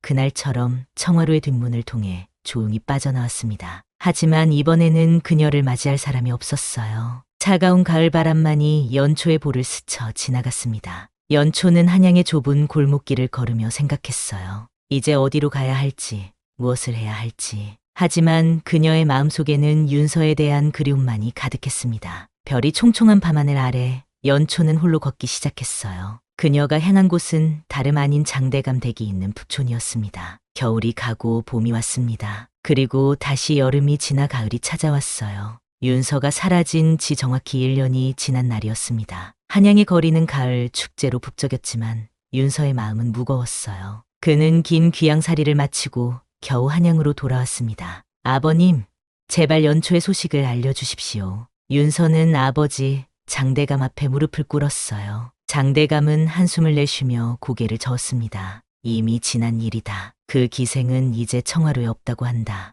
쫓겨났든 다른 곳으로 팔려갔든 알 바 아니다. 이제 내 앞날을 생각해라. 윤서는 입술을 깨물었어요. 연초가 청하루를 떠났다니 도대체 어디로 간 것일까? 윤서는 마음을 다잡고 청화루로 향했습니다. 예전에는 화려했던 청화루의 문패가 이제는 빛이 바랜 모습이었어요. 어서 오십시오, 도련님. 주인 최 씨가 반갑게 맞이했습니다. 윤서는 곧바로 물었어요. 연초는 어디 있습니까? 최 씨의 표정이 굳어졌습니다. 그는 주변을 살피더니 낮은 목소리로 말했어요. 연초는 이미 1년 전에 청하루를 떠났습니다. 도련님이 떠나신 후병이 들어 손님을 받지 못했지요. 결국 내보낼 수밖에 없었습니다. 윤서의 얼굴이 창백해졌어요. 어디로 갔는지 아십니까? 최 씨는 고개를 저었습니다. 알 수 없습니다. 어느 날 밤 그냥 사라졌을 뿐이지요. 이후로는 소식이 없습니다. 최 씨는 잠시 생각에 잠기더니 말을 이었어요. 다만 춘하가 뭔가 알고 있을지도 모릅니다. 춘하는 연초와 가장 가까웠으니까요. 윤서는 춘하를 만나기를 청했습니다. 얼마 후 화려한 비단옷을 입은 춘하가 나타났어요. 그녀는 윤서를 보자 반색했습니다. 도련님, 오랜만입니다. 어디 계셨습니까? 소문에 귀양 가셨다던데. 윤서는 참을성 없이 물었어요. 연초의 행방을 알고 있습니까? 춘하의 표정이 미묘하게 변했습니다. 그녀는 입술을 살짝 깨물더니 대답했어요. 알지도 모르는데 왜 제게 물으십니까? 연초 언니는 이미 이 세상 사람이 아닐지도 모릅니다. 윤서의 심장이 멎는 것 같았습니다. 그는 다급히 춘하의 어깨를 잡았어요. 무슨 말입니까? 연초가 죽었다는 겁니까? 춘하는 윤서의 손을 뿌리치며 냉랭하게 말했습니다. 그건 모르겠습니다. 다만 언니가 떠나던 날 밤 도련님을 마지막으로 보고 싶다고 했던 것 같아요. 북촌으로 향하던 것을 봤습니다. 윤서는 그 말을 듣자마자 청화루를 뛰쳐나왔어요. 연초가 자신을 찾아 장대감 댁으로 갔다면 집안 사람들이 그녀를 어떻게 대했을지 생각만 해도 끔찍했습니다. 윤서는 북촌으로 향하는 길가의 주막과 여관을 모두 찾아다녔어요. 혹시 누군가 연초를 보지 않았는지 물었습니다. 작년 가을 창백한 얼굴의 기생이 지나갔다고요? 글쎄요. 대부분의 사람들은 고개를 저었지만 한 노파가 윤서에게 다가왔어요. 혹시 얼굴이 하얗고 눈빛이 맑은 기생을 찾으시나요? 빛이 놀이개를 가슴에 달고 있던 윤서의 눈이 번쩍 뜨였습니다. 빛이 놀이개는 자신이 연초에게 선물한 것이었어요. 네, 맞습니다. 어디서 보셨습니까? 노파는 한숨을 내쉬며 말했습니다. 작년 가을 그 아이가 이곳에 왔었지요. 북촌으로 가는 길에 갑자기 쓰러졌습니다. 제가 거두어 간호했지만 병세가 심했어요. 얼마 후 한 양반 집 노비가 찾아와 그 아이를 데려갔습니다. 윤서는 숨을 멈췄어요. 어느 집 노비였는지 기억하십니까? 노파는 고개를 저었습니다. 죄송합니다만 기억이 나지 않습니다. 다만 그 노비가 주인님께서 이 기생을 찾으셨다고 말했던 것 같아요. 윤서는 혼란스러웠습니다. 어느 양반이 연초를 찾았다는 것일까? 설마 아버지가? 아니면 다른 누군가? 윤서는 근처 주막에 들어가 술을 청했어요. 그리고 쓰디쓴 술을 마시며 연초를 떠올렸습니다. 떨리는 손으로 술잔을 비우던 윤서의 귓가에 연초의 목소리가 들려온 것 같았어요. 비에 젖은 산사에 홀로 앉아 지는 꽃이 바라보니 그대 생각뿐. 연초가 즐겨 읊던 시조였습니다. 윤서의 눈시울이 붉어졌어요. 그가 한양을 떠나던 날 연초는 이 시조를 귓가에 속삭이듯 읊어주었습니다. 그 목소리가 지금도 생생했어요. 연초야, 내가 어디 있든 꼭 찾아내겠다. 그러니 제발 살아있기만 해라. 윤서는 마음속으로 간절히 기도했습니다. 그날 밤 윤서는 연초의 흔적을 찾아 한양 곳곳을 헤매었어요. 하지만 연초는 마치 이 세상에서 사라진 것처럼 흔적이 없었습니다. 다음 날 윤서는 결심했습니다. 아버지에게 모든 것을 털어놓고 도움을 청하기로 한 것이죠. 윤서는 장대감을 찾아가 무릎을 꿇었어요. 아버님, 제발 도와주십시오. 연초를 찾아야 합니다. 장대감의 얼굴이 굳어졌습니다. 그는 한동안 침묵을 지키다 입을 열었어요. 내가 아직도 그 기생을 잊지 못했구나. 내 널 귀양 보낸 것이 허실이었나? 윤서는 고개를 저으며 말했습니다. 아버님, 연초는 단순한 기생이 아닙니다. 제발 그녀의 행방을 알려주십시오. 장대감은 한숨을 내쉬었어요. 나도 그 기생이 어디 있는지 모른다. 다만 내가 귀양 간 후 어느 날 밤 우리 집 문 앞에 쓰러져 있었다고 하더구나. 하인들이 발견해 데려왔지만 나는 그녀를 내보내라고 했다. 윤서의 얼굴이 창백해졌습니다. 연초가 자신을 찾아왔다니 그리고 쫓겨났다니. 그럼 연초는 어디로 갔습니까? 장대감은 머뭇거리다 말했어요. 내 작은 어머니께서 그 기생을 불쌍히 여겨 데려가셨다고 들었다. 더 자세한 것은 작은 어머니께 물어보아라. 윤서는 즉시 작은 어머니를 찾아갔습니다. 작은 어머니 김 씨는 윤서를 보자 반색했어요. 아이고, 윤서야. 드디어 돌아왔구나. 건강은 어떠냐? 윤서는 예의를 갖추며 물었습니다. 작은 어머님, 연초라는 기생을 알고 계십니까? 작년에 우리 집에 왔다던. 김 씨의 표정이 복잡해졌어요. 그녀는 주변을 살피더니 윤서를 안쪽 방으로 이끌었습니다. 그 아이 이야기구나. 내가 찾을 줄 알았다. 윤서의 심장이 빠르게 뛰기 시작했어요. 김 씨는 조용히 말을 이었습니다. 그 아이가 우리 집에 찾아왔을 때 이미 병세가 심각했단다. 너를 만나고 싶다며 애원했지. 내 아버지는 그 아이를 내쫓으려 했지만 내가 말렸단다. 윤서의 눈에 눈물이 고였어요. 연초는 지금 어디 있습니까? 김 씨는 깊은 숨을 들이쉬었습니다. 윤서야, 그 아이가 단순한 기생이 아니란 걸 내가 알게 됐단다. 그 아이의 목에 걸린 패차를 보니 몰락한 양반가의 딸이더구나. 윤서는 놀라 말을 잇지 못했어요. 김 씨는 계속해서 말했습니다. 그 패찰은 조선 중기의 명문장가 이씨 가문의 것이었다. 연초, 아니 그 아이의 본명은 이화였단다. 명필 이상원의 후손으로 경기 감사를 지낸 이명조의 서녀였지. 윤서는 충격에 빠졌어요. 연초가 몰락한 양반가의 딸이었다니. 그럼 어째서 청화로에? 김 씨가 슬픈 표정으로 대답했습니다. 이씨 가문이 역모로 몰락하면서 그 아이는 고아가 되었지. 그러다 기방에 팔려갔다고 하더구나. 하지만 놀라운 건 그 아이의 어머니가 죽기 전에 비밀리에 그 아이를 서녀로 호적에 올려놓았다는 거야. 그래서 법적으로는 엄연한 양반의 딸이란다. 윤서의 눈이 커졌어요. 그는 자리에서 벌떡 일어났습니다. 그렇다면 연초는, 아니 이화는 어디 있습니까?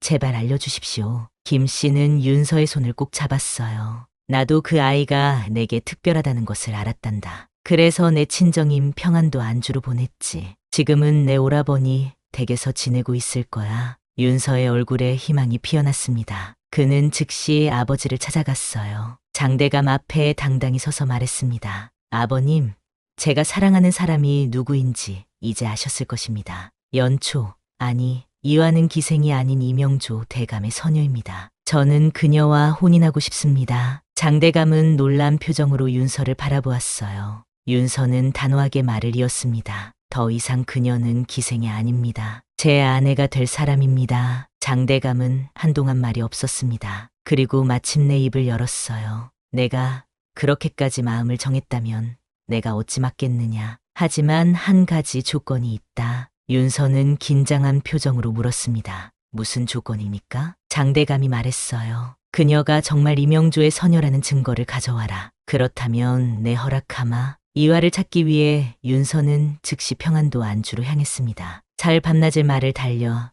마침내 안주에 도착했어요. 김 씨의 친정인 김부사 댁을 찾아가자 늙은 하인이 윤서를 맞이했습니다. 장대감 댁 도련님이십니까? 기다리고 있었습니다. 들어오십시오. 윤서는 놀랐어요. 어떻게 자신의 방문을 알고 있었을까? 안으로 들어가자 백발이 성성한 노인이 윤서를 반겼습니다. 김부사였어요. 그대가 윤서 도련님이로구나. 내 조카 며느리가 편지를 보내 내가 올 거라 했다. 이리 앉거라. 윤서는 공손히 인사를 드리고 자리에 앉았습니다. 그의 눈은 주변을 살폈지만 이화의 모습은 보이지 않았어요. 대감, 이화. 아니, 연초라는 여인이 여기 있습니까? 김 부사는 고개를 끄덕였어요. 그렇다. 하지만 내가 오기 전에 먼저 들어야 할 이야기가 있다. 윤서는 긴장한 표정으로 귀를 기울였습니다. 김 부사가 말했어요. 이화는 내가 생각하는 것보다 더 귀한 집안의 딸이다. 이명조는 내 중마고우였지. 그가 병으로 죽기 전 나에게 이화를 부탁했다. 하지만 이화의 모친이 세상을 떠난 후 이화가 어디로 팔려갔는지 찾을 수 없었다. 윤서는 충격에 빠졌어요. 김 부사가 계속 말을 이었습니다. 그런데 내 조카 며느리가 데려온 아이가 바로 이화였다니. 하늘의 뜻이구나. 이화의 몸에 있던 패찰과 비취 놀이개로 그녀의 신분을 확인했다. 김 부사는 서안에서 문서 하나를 꺼냈어요. 이것은 이명조가 남긴 유서다. 여기에 이화를 선녀로 등록했다는 내용이 있다. 그리고 이것은 호적 문서다. 이화는 법적으로 이명조의 딸이다. 윤서는 떨리는 손으로 문서를 받았습니다. 이제 이화와 혼인할 수 있는 증거를 얻었어요. 그럼 이화는 어디 있습니까? 김 부사가 미소를 지었습니다. 정원에 있단다. 내가 온다는 소식에 아침부터 들떠 있었지. 윤서는 즉시 자리에서 일어났어요. 김 부사의 안내를 받아 정원으로 향했습니다. 가을 햇살이 내리쬐는 정원 한가운데 흰 저고리에 연보랏빛 치마를 입은 여인이 서 있었어요. 등을 돌리고 있어 얼굴은 보이지 않았지만 윤서는 즉시 알아보았습니다. 이화였어요. 연초. 아니, 이화야. 윤서가 부르자 이화가 천천히 돌아섰습니다. 한 해 동안만이 여위였지만 이화의 눈빛은 여전히 맑고 깊었어요. 이화의 눈에서 눈물이 흘러내렸습니다. 도련님, 정말 오셨군요. 윤서는 달려가 이화를 품에 안았어요. 두 사람은 말없이 서로를 껴안았습니다. 오랜 시간이 지나서야 윤서가 이화에게서 떨어져 그녀의 얼굴을 바라봤어요. 내가 몰락한 양반가의 딸이라는 걸 왜 말해주지 않았니? 이화는 쓸쓸한 미소를 지었습니다. 무슨 소용이 있겠습니까? 이미 기생이 된 몸, 과거는 중요하지 않았어요. 윤서는 이화의 손을 꼭 잡았어요. 이제는 중요해. 내가 이명조 대감의 선녀라는 증거가 있어. 우리가 혼인할 수 있는 증거야. 이화의 눈이 커졌습니다. 그녀는 믿기지 않는다는 표정으로 윤서를 바라봤어요. 정말인가요? 제가 도련님과 윤서는 웃으며 고개를 끄덕였습니다. 그래, 이화야, 함께 한양으로 돌아가자. 아버님도 이미 허락하셨어. 이화의 눈에서 기쁨의 눈물이 흘러내렸어요. 그녀는 윤서의 품에 안겨 속삭였습니다. 꿈만 같습니다. 한양으로 돌아오는 길, 윤서는 이화에게 지난 1년간 있었던 일을 모두 이야기했어요. 윤서가 강제로 끌려가 남쪽 섬으로 귀양 갔던 일, 그리고 아버지를 설득해 돌아온 일까지. 이화도 자신의 이야기를 들려주었습니다. 청화로에서 쫓겨난 후 윤서를 찾아 장대감 댁으로 갔던 일, 그리고 김 씨의 도움으로 평안도로 오게 된 일까지. 한편 한양의 청화로에서는 큰 변화가 있었어요. 연초가 떠난 후 춘하가 기방의 새로운 꽃으로 떠올랐지만 그것도 잠시였습니다. 춘하는 연초처럼 손님들의 마음을 사로잡지 못했어요. 춘하의 미모는 뛰어났지만 연초가 가졌던 깊은 내면의 아름다움은 없었습니다. 청화로의 명성은 점점 사그라들었고 손님들은 다른 기방으로 발길을 돌렸어요. 최 씨는 청화로를 팔고 시골로 내려갔습니다. 춘하는 다른 기방으로 팔려갔고 그곳에서도 오래 머물지 못했어요. 결국 그녀는 한양을 떠나 멀리 떠돌게 되었습니다. 윤서와 이화가 한양으로 돌아왔을 때 장대감은 문서를 꼼꼼히 살펴보았어요. 이화가 이명조의 서녀라는 증거가 확실했고 호적에도 이름이 올라 있었습니다. 장대감은 마지못해 고개를 끄덕였어요. 내 약속대로 혼인을 허락하마. 하지만 한 가지 조건이 있다. 윤서와 이화는 긴장한 표정으로 장대감을 바라봤습니다. 장대감이 말했어요. 이화는 더 이상 연초라는 이름을 쓰지 않을 것이며 과거의 기생이었다는 사실을 누구에게도 말하지 않을 것이다. 이화는 고개를 숙이며 말했습니다. 알겠습니다. 장대감님. 그렇게 이화는 장대감 댁으로 들어와 혼례를 준비하게 되었어요. 처음에는 하인들과 다른 가족들의 수군거림이 있었지만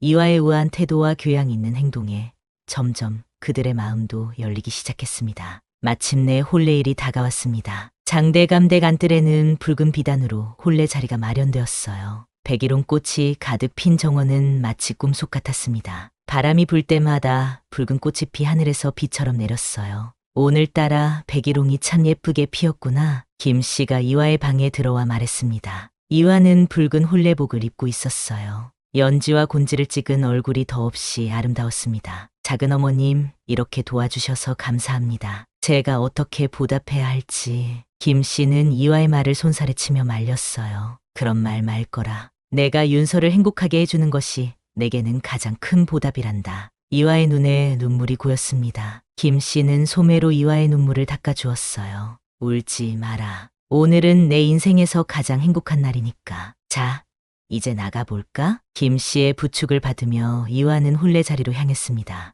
마당에 들어서자 모든 시선이 이화에게 쏠렸어요. 자리에 앉아있던 윤서가 이화를 보고 일어섰습니다. 그의 눈에는 말할 수 없는 기쁨이 가득했어요. 두 사람은 마주보고 전통 의례에 따라 절을 주고받았습니다. 그리고 술잔을 나누고 하늘과 땅에 맹세했어요. 청중들은 모두 감탄하며 두 사람을 지켜보았습니다. 부디 두 분이 백년해로 하시길 기원합니다. 주례의 말이 끝나고 이화는 신방으로 인도되었어요. 얼마 후 윤서도 신방으로 들어섰습니다. 이화는 울음을 참으며 윤서를 바라봤어요. 도련님, 정말 꿈이 아닌 건가요? 윤서는 이화에게 다가가 그녀의 손을 잡았습니다. 꿈이 아니야.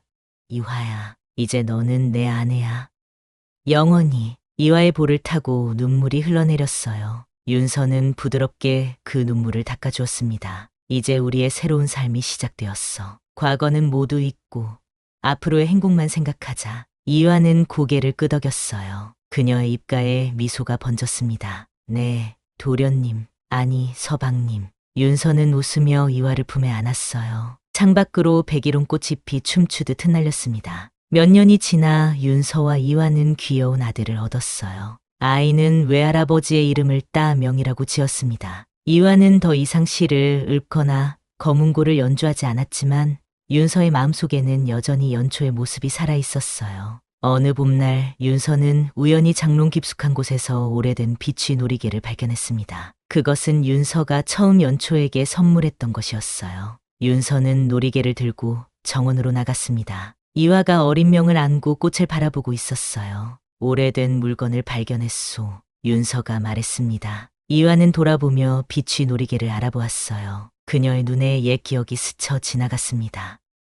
저것은 윤서는 미소를 지으며 말했어요. 내가 당신에게 처음 준 선물이오. 청화로에서.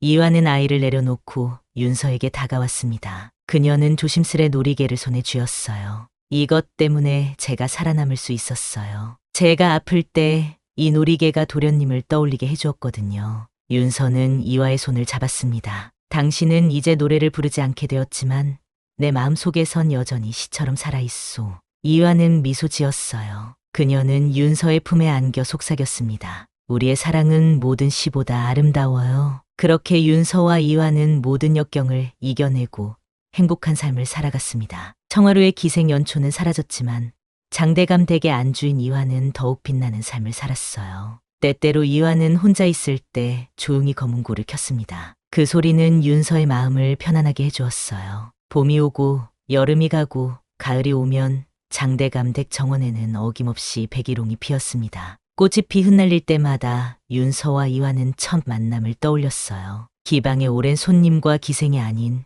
운명적으로 만난 두 영혼으로. 꽃비 내리던 날 당신은 내 아내가 되었소.